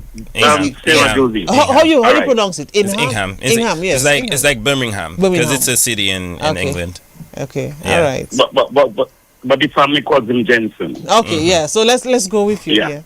Yeah.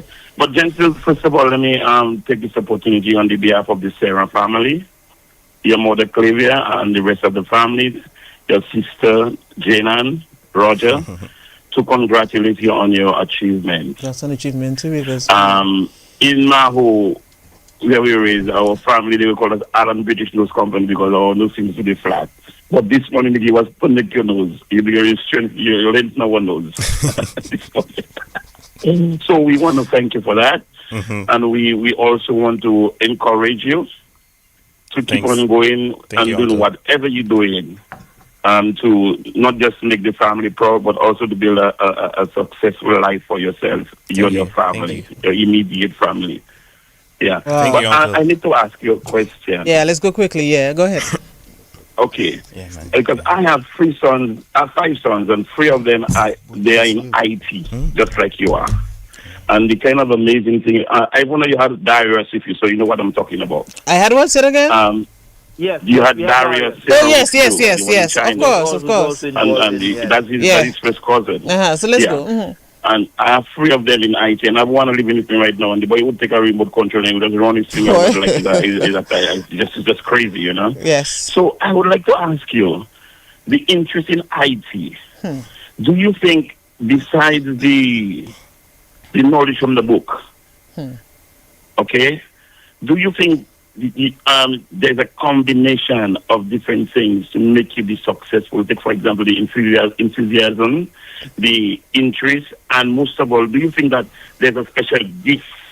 Like, do you have to be gifted to be as successful as you are, or once you get the knowledge from the book, you just go and do it? I know there's some people that does IT or do IT, and they're not versed like you and some other people are. So is there a special, is there a combination of things to make you be as successful and as good as you are? Okay, thank you, Paben. Let's hear your answers, and when we put him on, you'll see he has someone with him as well. So that's family. So that's his brother who is with him. So Jenson, you heard Paben's question. That's your uncle's question. How do you go about answering this? That's interesting. Like I've always wondered too, whether it's like it's the gift is as in like the smarts or like or anything else. I think number one, you have to have the like the interest. Like you have to like that has to it has to drive you to want to know these things, to want to discover these things, because there's so much different aspects of it, and when a question arrives, like you have to put in your mind, okay, I have to figure out why this works that way, why that doesn't work that way, why I get blocked there. You check. It cannot be, boy, let me do that for me to finish my work. Wow. You check. It has to like sort of drive you, because it is so much. It is so much that you can't just skim the surface. Wow. It has to drive. This can bring a level of frustration. Me, Nigel, I don't know. No? Right. Wow. Right. So if the first thing is you get frustrated, then like you wouldn't get past the first few steps. You wouldn't get past. I've had people that I've like tutored, like for programming, and what I notice is they don't connect the dots, and what they're doing is they're just looking for they're looking in a field that they've heard is they can get a lot of money from, so they're doing it. Yeah, but it's more than that. They have a lot of trouble, and my uncle also mentioned gifts. I think there's a certain level of smarts that helps, just a certain level, but beyond, you just have to be like sharp and be able to like connect things together. Wow. Nigel, I mean, Jenson is sitting here so cool, calm and collected, but there's so much this guy has done and continues to do, because we have not even gone there in terms of where he is now and what he is doing. But his brother is with him, Nigel. So let's bring on Cecil Joseph. You're there, right, Nigel? He's brought in software as well. Well, let's see. Let's see what happens. I know he discovers things by the in software. In software. Cecil, you have a knack for software as well, or that's not your thing? Well, for sure. I don't have that ability to get deep into the software business, so no, that's not my knack. Okay. Jenson is my last brother, the last how you say sperm that flew out from my dad. And my sister. well, my brother, I'm saying brother. Okay. Alright. And I want to say though, Jenson spoke earlier on in reference to whistle. Daddy was a great guy who whistled. Oh, and his son whistles well. And I You see that, eh? my son. Yeah. yeah, Yeah, his and son, Daddy was one of, in terms of culture, Daddy won I think about 3 awards, first prize I should say, in mouth organ. You serious? Yeah, so my father was a very good mouth organ player. Okay. He also played steel pan. Okay. So even presently today, Jaya Pengdeng is his cousin. There are lots of talented people in that family. And Once you think of it. and outside of Jaya, you have Philshire, you know, herself, who is another great singer. You have his brother Glenn as well, who's And doing a lot Glenn, in who ministry. is who plays about 11 instruments. So it speaks volume of where we actually got that originality from. And so what could you could run a lot. You could I played steel pan. I played guitar in steel pan. You were very instrumental in trade unionism and all of I that. was very much involved in the issue of trade union. I'm very much involved in terms of politics. That is something that a particular skill that you must have. And I have been able to use that skill in the region. But I'm sure you're proud. I mean, just listening to your and so last brother. that's why I came to the studio, because this is my last brother, and my last sister, which unfortunately she's not here. Maybe we call her the genius of the family. She received the award for the smartest, I think. Yeah, the best top accountant. Yeah. Yes. Accounting. Accounting in the ACCA, which is a big certification in reference to accounting. She's the last. She's younger than Jenson. My sister is the smart one, because like when I told you I get when I tell you I get 51, I come out 51 in common entrance. She was what? Third, sixth? Food. Okay, Yeah. she was third and you came on 50. But Jenson, look, someone saying, one thing I remember about, Mr. Hayden, okay, he was the slowest driver on the road. The slowest. That's not true, that. That's what someone said on the live there. I think they being That's not ironic. true. I think But he was slow, right? They want to say fastest, because I think I mean Hayden maybe Hayden would maybe block the road, but the slowest no. I mean, Nigel, you ever saw Mr. Hayden drive? when he doing his work, because he would carry his materials and stuff and back home, maybe that's when. Well, but like I have I spoke to Robbie Tong. Yes. And Robbie Tong told me he never saw someone who drove faster than my dad. Oh yeah. And Also, that's what inspired him to like really like cars and stuff like that. so he was he was a fast driver. He's a fast driver. Actually, he worked for Tongue Incorporated. But Right. but He would also block the road a lot too. yes, when he's doing his work, that's correct. He would block the road. Yeah. When he's doing his work, he'd Yeah. block the road. You have to pass around. Yeah. So in terms of he being the slowest driver, probably that's just a joke. So he was not the That's slowest just- driver. yeah. All right. Whole of Fokole knows this guy. Okay. But also too, Yeah. I decided to come in because I'm not just been only proud of Jenson. As a young boy growing up, Jenson and myself, we normally talk about it. We only got to know each other really when Jenson was about maybe 13, 14. Okay. Thereabout, you know. Jenson would have been maybe in high school. Because Daddy had quite a number of children that all of us would hardly ever know each other. Yeah, I mean, that's my story as well. Eh? 'Cause my father had a lot. We weren't introduced to each other. Oh yes, we that's were never it. introduced into Yeah. to each That's a other. key We point happened to raise. to just bounce each other and hey, you look like Hayden here, and just that kind of thing. And so we would say, yeah, that's my father, Okay. and then we would have conversation. But knowing Jenson as a boy going to Dominica Grammar School, I always used to tell him that he was a nerd. Something about him was different from everybody else. Now, a nerd may sound like you're bringing somebody down, but not necessarily. No, in not those days, when we necessarily. said in a those nerd- days, right? That's when we it. said a nerd is someone who believes like in science. smart man, somebody who someone just who believes in science, who's out of the world in science. was right up there in Yes. terms of intelligence. Yes. So when you go at Jenson's mom and dad's home, you would see Jenson behind a computer trying to do something, trying to wonder, what is next behind that computer, Well, I can go and run Kawat. So. Yeah. So you had to go on the That's computer. option. Yes, I That like was the that. option. So his father, our father, never wanted his children who lived with him to be on the road. So all of them will tell you the same story. So they had to get a book. They had to get something to do So Jenson own was the computer.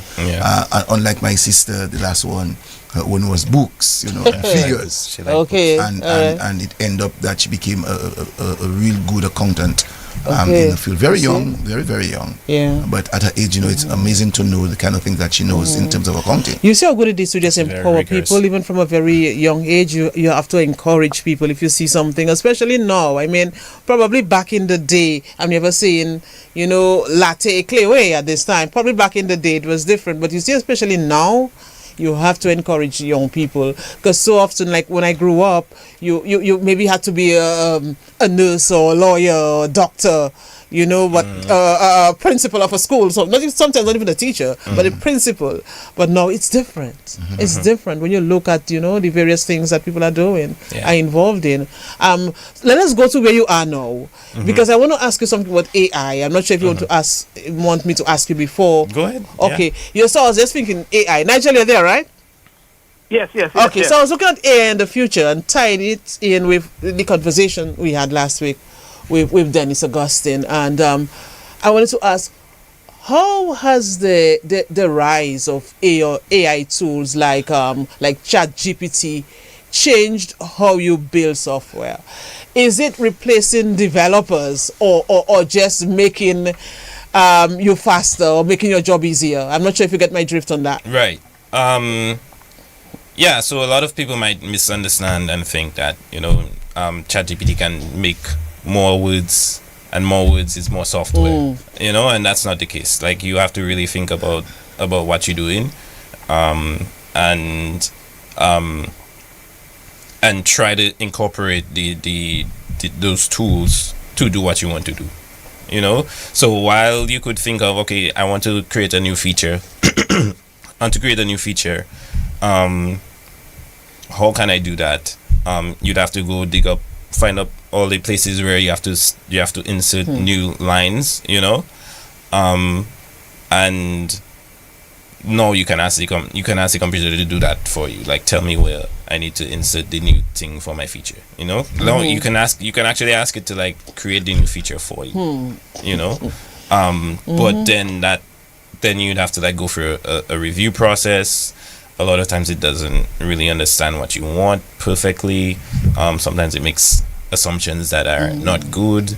It doesn't make good abstractions all the time. And abstractions is like how you want to like say you're building a house, right? Say you're building a house, you want to like think of things as in like the blocks, the cement. You check. If you put in they put in the blocks together, they just put it in a nice little pattern, In the next one they change the pattern up, But when the computer do it, it doesn't really care about that. You just put in the blocks together and then it's like the pattern look good. You check. So that's sort of like what coding tools do right now. They can do the things, they can go from one end to the next, but they aren't doing it thoughtfully. It's like you have to bring the thoughts to it. You have to bring the thoughts to it. So you can help it to write the code, to generate the code, but you have to tell it specifically what the code is. That's it. So right now, that's how I use it. That's how I use it in my environment. And the question is whether or not in the near future, it will be able to do more. I don't really want it to do. Wow. But you say something very interesting. That's how you do it in your environment. Tell us about your environment. Tell us where you are now. Obviously, you work with a very, very big international company. You maybe can't say much on that specifically, of course. Right. But what can you tell us about, what you're involved in right now, your environment? So I work for Apple now. So I'm a software engineer there.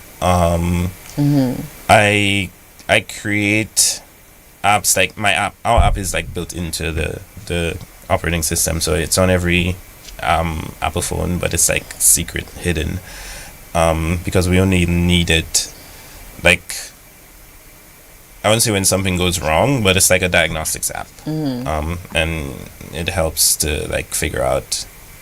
It helps a lot of people. It helps people at the stores. It helps people in you can call in and stuff like that. We can do things remotely. Like, I'm trying to be vague, but I'm trying not to be too specific. But my app, our app, my team's app, really helps when things don't necessarily go how we planned or how we expect them to. And that's in terms of like software and hardware of the devices. Wow. Yeah. Nigel, come in. I mean, the way you just keep saying I work for Apple, like Apple is nothing. You just keep Man, saying, Nigel, let me tell you something. I'm a software engineer at Apple, and you kept it moving. That's the interesting part about it. Yes, and but go ahead. I wanted to tie in what Cecil mentioned earlier as well, Jenson, is what you do now. The fact that at home you were into computers and always trying to figure out things and so on.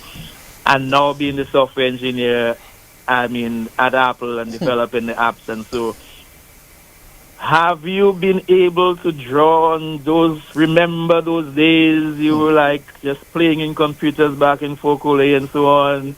Yes. And what you do now and saying, man, see this. Yes, definitely.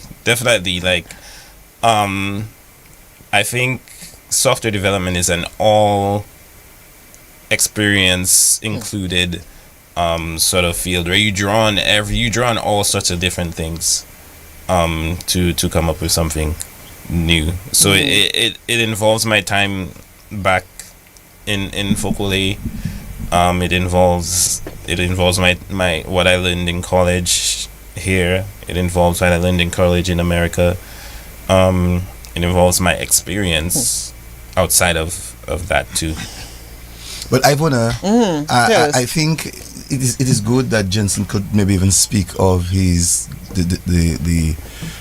beginning of his movement from the day that he got his first job.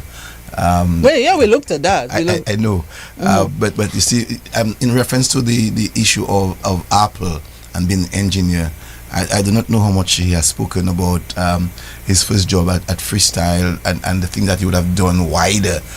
You mean here in Dominica? Yeah, in Dominica. Yeah, we looked at that. I think we went there, right, Jenson? We spoke about where he was working and all of that. Yeah. But I mean, but as you're saying that, Cecil, I'm also thinking of the conversation that we had in your office when with Jenson, and he said something so casually, Nigel, that I think he was dropping his son to school, his son and his daughter, and then he met Mark, and Nigel, and he said this so casual, and he just moved on, and I'm like, what, me? If it's me that met Zuckerberg, I would be, that would be a big deal. But at the time, he was like my boss. Just imagine that. You hear that? At the time. Wow. Yeah. So yeah, he because it's so funny. Like we brought our kid was like 2, and we brought him to, there's a Jewish center where we would do this weekend programs on Fridays. And while we were touring the place, they kept telling us like, oh, it's such a nice place, and like, you know, this is where Mark sends his kid and stuff like that. And me, I don't know what Mark they're trying to tell me about. They keep saying Mark, you know. Come to realize one day I came in and there's like 4 big SUVs downstairs. I'm shaking, but that is for a president, you know. So I go up the elevator, come back, come out, and my wife went in to drop the kid, and I was just like outside pacing, and so I just see Mark Zuckerberg just coming speeding out. You check, and I was like, "Oh, hey, Mark," and you know, and yeah, he waved back and stuff, and I was like, "So that's the Mark they was trying to tell me about, like." I really find they was trying to sell me on this Mark person, but they didn't say Mark Zuckerberg. They just say Mark. Yeah, Mark, and he's a very young person as well. He's just in his 40s, early 40s, like 42, 43. He's about that. He's about my age, which is why I told you like I would see Mark Zuckerberg on TV like succeeding and something and doing Facebook, and I'm like, but we same age and I can do them things, like, you know. Yeah. Just look at Cecil's smile, Nigel. I mean, you know, to sit by your brother who works with Apple. Proud of his younger brother. Wow, that must be a lot for you and your family, Cecil. Oh yes, I mean his mom is very, very proud of him, knowing his base, where he came from, the struggles that they had at the very beginning of life. His mom went to the Dominica Grammar School as well, right? Yeah. Yes. Okay. Yeah, that's what I learned. And the struggles that they would have gone through. Paben maybe can give that very good story in Maho. And today, you know, the success story that her two children have brought to her, you know, it's really about bringing tears to the eye. When you have a son who has worked with some of the biggest companies in the United States and in the world, because Jenson worked with Facebook for about 2 years, I think. And also now working with Apple. And many of us have the Apple phones, and we're like, okay, but we do not know that a Dominican has had his part in the development of Apple. I'm going to look at my phone and give it more. More of a hype. I'm going to. That's not working. Call Jenson. Yes, I'm going to try this in with Jenson. And Jenson showed a phone this week, and it's called Apple Air. And everybody's like, Apple Air, what's that? Jenson, I'm sure you remember. Well, you remember because you were into that long ago. You remember when, you know, the phones came on board, they were like very large ones, the fridge, like a fridge. Yeah, of course, they come back like that, by the way. And then they came very, very small with a little flip over, like a cover. And look at what we have again. Yeah. So all this I remember when I used to have trouble getting a phone, my own phone. I remember how much trouble it was for me to get my first phone, and then keep getting phones and to keep getting nicer and nicer phones. But then I started working at my company, used to work with Digicel, so I got more access to phones there. But you know, now I'm at Apple, and sometimes with some like because of my team's like relationship with like phones, we have access to like lots and lots of phones, like you know. So yeah, it's like. It's like look at that. Like I used to have to beg for phone. You know? And look at that now. Look at that now. Nigel, I mean, I'm listening intently. I'm taking a lot in, and I'm even looking beyond some of the things that Jenson is saying, and I'm thinking, I'm getting is that the ability to write software, and I'm going to say it slowly because I'm not sure if I'm on the right track. I really want you to understand. So what I'm getting really is that the ability to write software is already a game changer today. It's obvious, but do you think though, Jenson, that it's it's going to be one of the most defining skills in the future? If you get my drift. Do you think so at this time, or is it too early to tell, or because of your vast knowledge of this, do you see more things coming into play? It's hard to tell.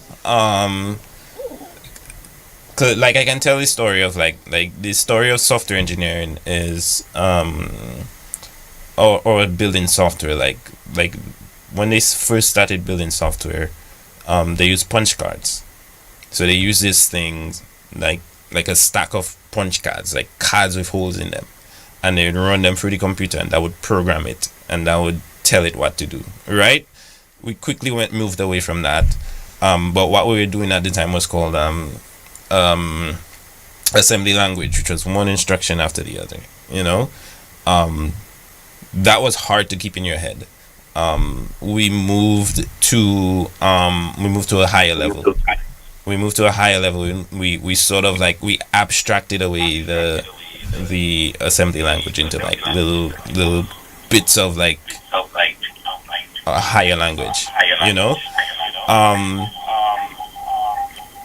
The assembly language knowledge became like a niche skill that a lot of people knew, and like people that know those things actually work in like different departments, like a compiler programmer knows a lot of like down to the bare bone of the computers, you know. But that's not a skill that you need right now to program, right? That's not a skill you need right now to program. So you can understand a lot of what's going on in the computer without knowing the assembly language behind it. Wow. And I think similarly, like if you abstract away more of the programming language to just like blocks of like it doing this, it doing that, if it actually works, it's not failing half the time. Then if you abstract it away properly, then programming itself might not be something you need to know, but what you might want to know is like you have to know what the computer is capable of, what you want it to do, you know, and be able to tell it to do that without knowing the programming itself. But right now you need programming because you have to know when it messed up. You have to know when it messed up and how it messed up. Well, Cecil, I'm just thinking that we can tap into some of the knowledge of this guy. Well, we both have spoken about that in reference to DBS radio, you know. It's important. Definitely. I mean, when you understand what Jenson is involved in, and as I speak, we're trying to see if we can get Nigel back. We can get him back. How he was. I think somebody told me I was back. I don't know. Yeah, but that came late with Papa anyway. But it's still, it really came late. I know Jenson could have got this work from the man. He's on vacation. Yeah. Now Alvin Thomas is sitting on the line. And he comes across as a very humbled, disciplined, and down to earth young man. He's so humble. I mean, when you understand what Jenson is doing, what he's involved in at this tender age, he's still young.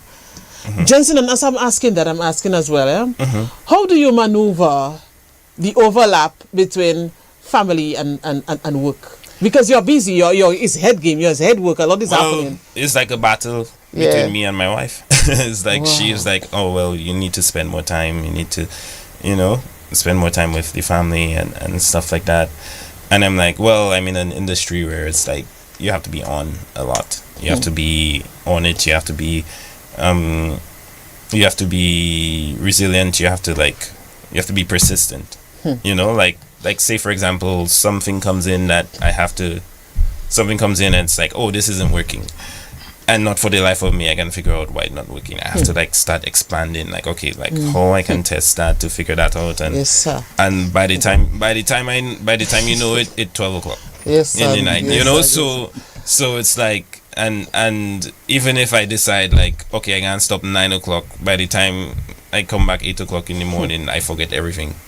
So is the momentum important?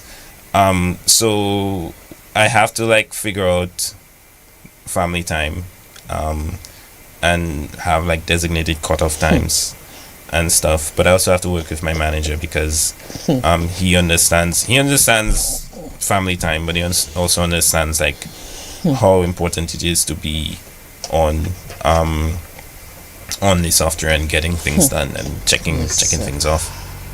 But it's hard. I can just imagine. Yeah, Nigel, go ahead.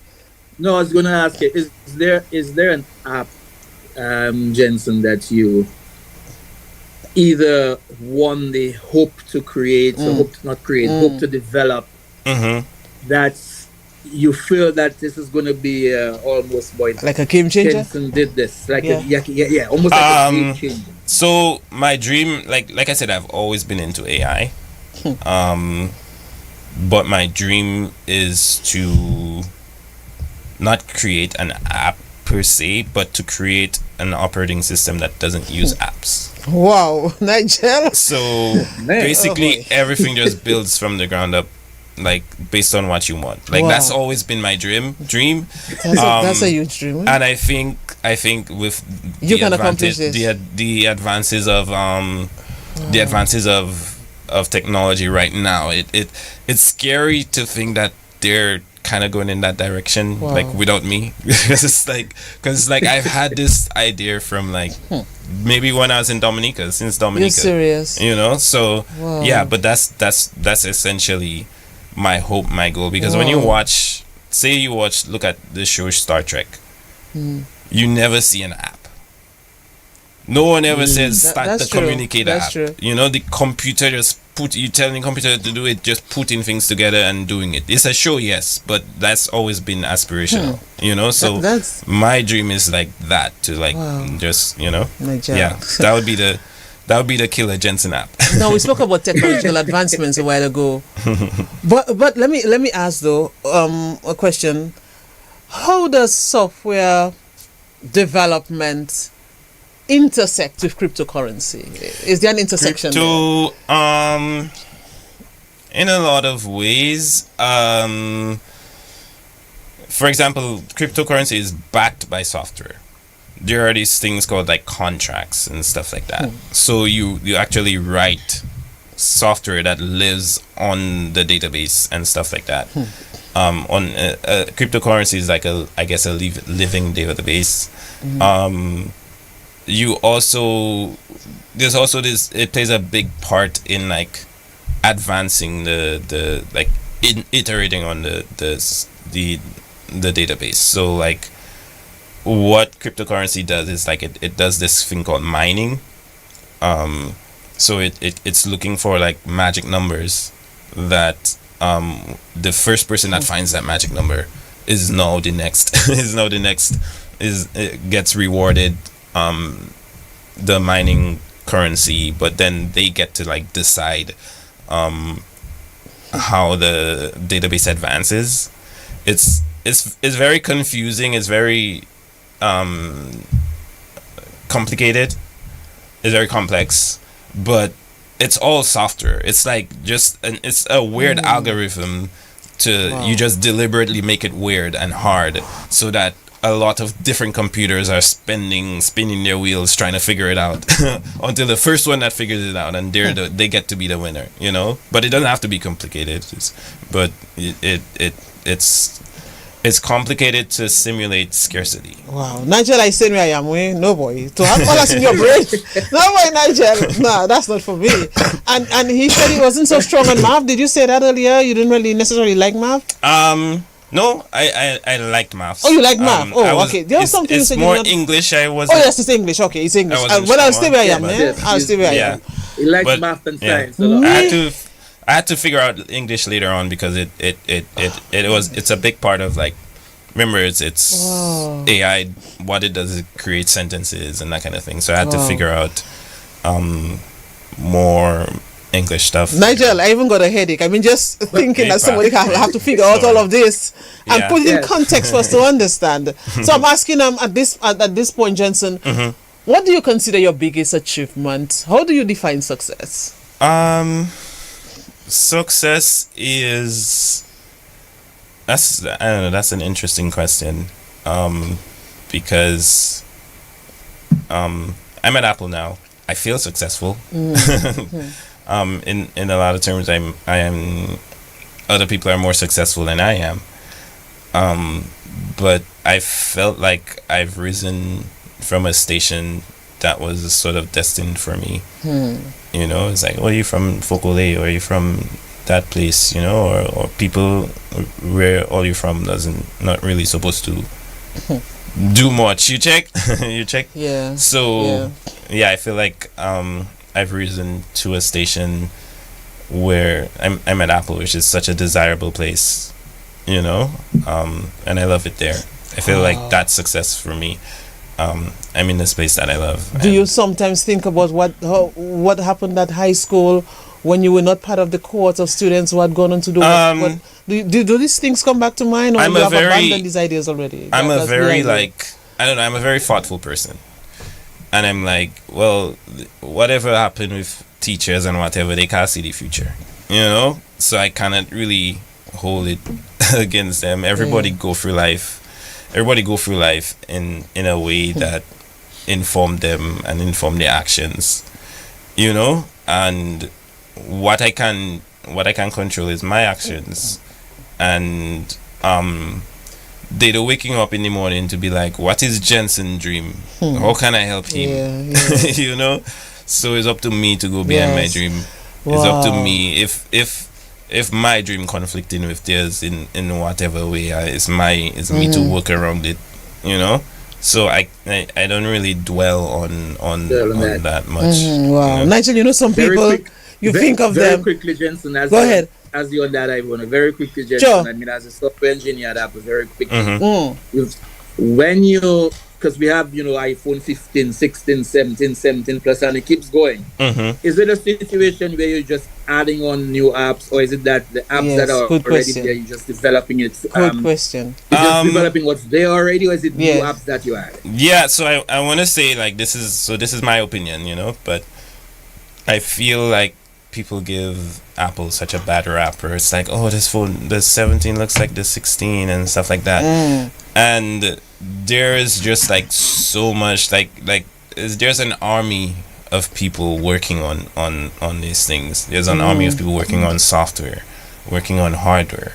They're making so many changes to the hardware. Things that go in now were planned like 5 years before. Like it's a moving machine, and part of that isn't like, all right, how do we reinvent the phone every year? Like you're gonna run out of ways, different ways for the phone to look. Like what goes in, like there are new hardware elements. If there's new hardware elements, we have to have new software elements to drive those hardware elements. For example, this year one of my favorite features on the iPhone is when you do FaceTime, the camera follows your face. So you're doing FaceTime with someone and you holding the phone, but then you wind up moving your head a little bit, and normally like the person would just go out of frame, but on this year's device it follows you. And there's a very specific reason for that. We took the camera to where it would take like a rectangular picture of the subject, but we moved it to where it's square. So what it does, it takes a square picture and it chooses where to show you. So that way, like someone in the FaceTime team and someone in the hardware team could work together and figure out, let's figure out how when somebody moving, we follow them because we have the image. We just have to focus the right one, and it's such a amazing feature that isn't possible in the device before that, because it doesn't have that camera. The camera doesn't work the same way. Let me ask a question as well that may seem rhetorical or even idiotic in its simplicity. Do you dream about what you do? Do you sometimes wake up in the night and I don't know, because an idea came to you? I used to like, I swear I used to write code in my dreams. Like I remember I would be programming, run into a problem. This is when I made games. Run into a problem, can't figure it out, go to bed, sleep, dream of the solution, and then go back and program it. And it's like, whoa, yeah, that was it. Like it's like my brain was working double time. Nowadays I don't. Nowadays I don't. I don't do that. I guess when my brain was like learning the craft more, it was like, wow. I'm looking at, we are running out of time. In fact, we have run out of time, but we can take a little more time. You're in Dominica now. You came for holidays. You came to unwind. You came to enjoy yourself, brought your family. How are you enjoying the stay here this far? Oh, we're loving it. Wow. I'm loving it. I think the kids are loving it. my son, who usually is like very picky with his food, is like eating everything. Yeah. My daughter is still pasta and stuff only, but my son is loving all the foods. But we're loving it. We're loving all the going to different places, going to the ocean, going to the sea, going to like the hot water and stuff like that. Loving the sun. It's amazing. So still a big difference from the 13-year-old that you met as your brother to what he has become. The shy boy. Oh, he was a shy boy. Okay. Well, Jenson and myself, we have always had connections. So in terms of seeing the growth, it's your brother. So you know that he works with Apple, and to you that's all right. That's just another job to you. He sometimes speaks about his experience of life. And you say, well, you two would have passed through. But just sitting and listening is totally different from, just being, okay, Jenson, you're in California, you're 5 hours ahead of me. What's up in Nevada? We will talk, Yeah, man. And when we talk, we talk brotherhood, we don't talk about what we both do. And so the only thing that I would have liked to see today, it's our father seeing what we all have become. I think Hayden, he would be maybe 90 now, 91. He would maybe cry. I know that he has a brother who's still alive, Uncle Son. I know that he's proud of Jenson and Jinan. we don't have that big connection like how Gina and Jenson, Son. Son. But I think just knowing that he's my brother is enough for me. Knowing of his success is good for the world. Because our father, I think that's what he would have wanted us to be. He didn't know how to speak it. He was just on the rough side. For instance, my father and myself, we hardly ever had conversation, and because of that, I developed a dislike. Because I felt that sometime in life you need someone to hold your hand and to bring you forth. But he didn't tell you, go and do your thing, man. Or go home and figure it out. That's who Hayden was on the rough side. So I would have been happy to have him here today to see the success of his two last children. But necessarily he's first and third child. I'm his third of. But I mean, he saw you as the mayor. I mean, you know, his child was the mayor of the town. But wow. Yeah, but I think he definitely would be very proud, and probably see him cry. And Nigel, quickly, we have a brother by the name of Glenn Joseph, who went to the Dominica Grammar School. I think you would have known him. We mentioned we mentioned that this morning. Earlier on. It would have been another proud moment for my father because Glenn has really succeeded. Nigel, you were asking before we end? No, just very, very quickly, I was just going to ask Jenson, do you at times, well, first of all, do you tell people you're from Dominica in Apple? Have you told them about Dominica? I tell people I'm from Dominica. Like, I never, like, being Dominican, being from Dominica is one of the proudest things for me. Wow. I spare no details. I make sure it's Dominica, not Dominican Republic, but I tell people all the time. There was when Miss Lafon won the gold recently, I came back to the office when one of my friends, one of my coworkers messaged me. It's like, oh wow, that's such a proud moment, like messaging me like that, recognizing that this is someone from my country who won the gold medal. That was nice to see. Nice. So do you at times sit back, Jenson? I mean, as we close up, do you at times sit back and say, man, see Jenson? Yeah, man. Folklore running around. I say that, but to be honest, I wish there were more people with me. I wish I had more of my Dominican family with me.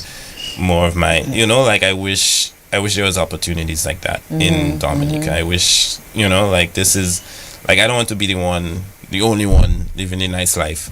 I wish there was ways I could bring it. I wish there was more ways we could have it.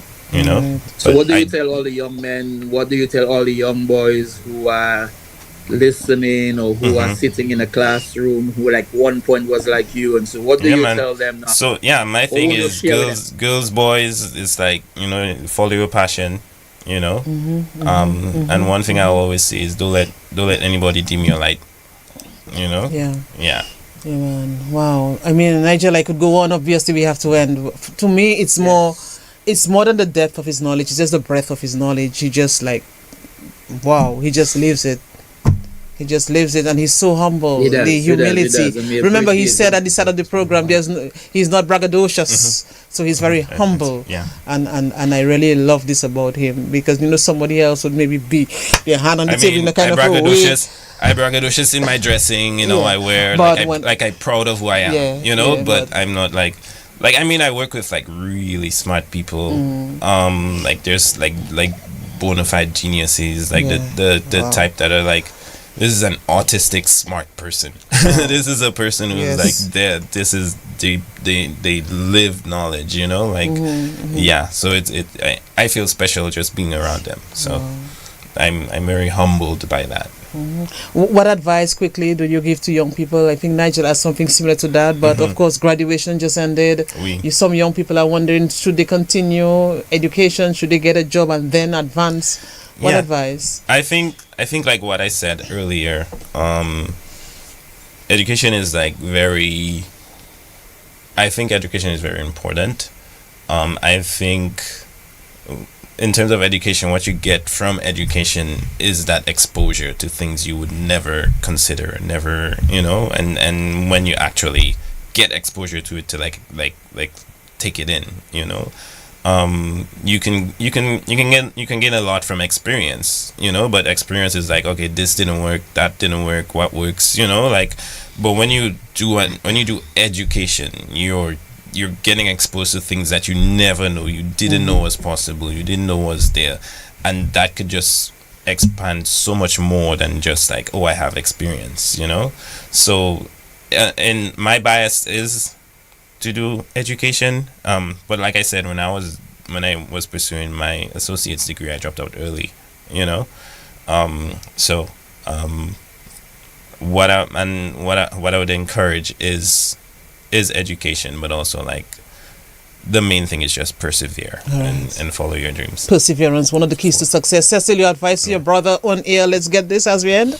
Jenson, just stay grounded. Always remember that where you have reached is through the work of God.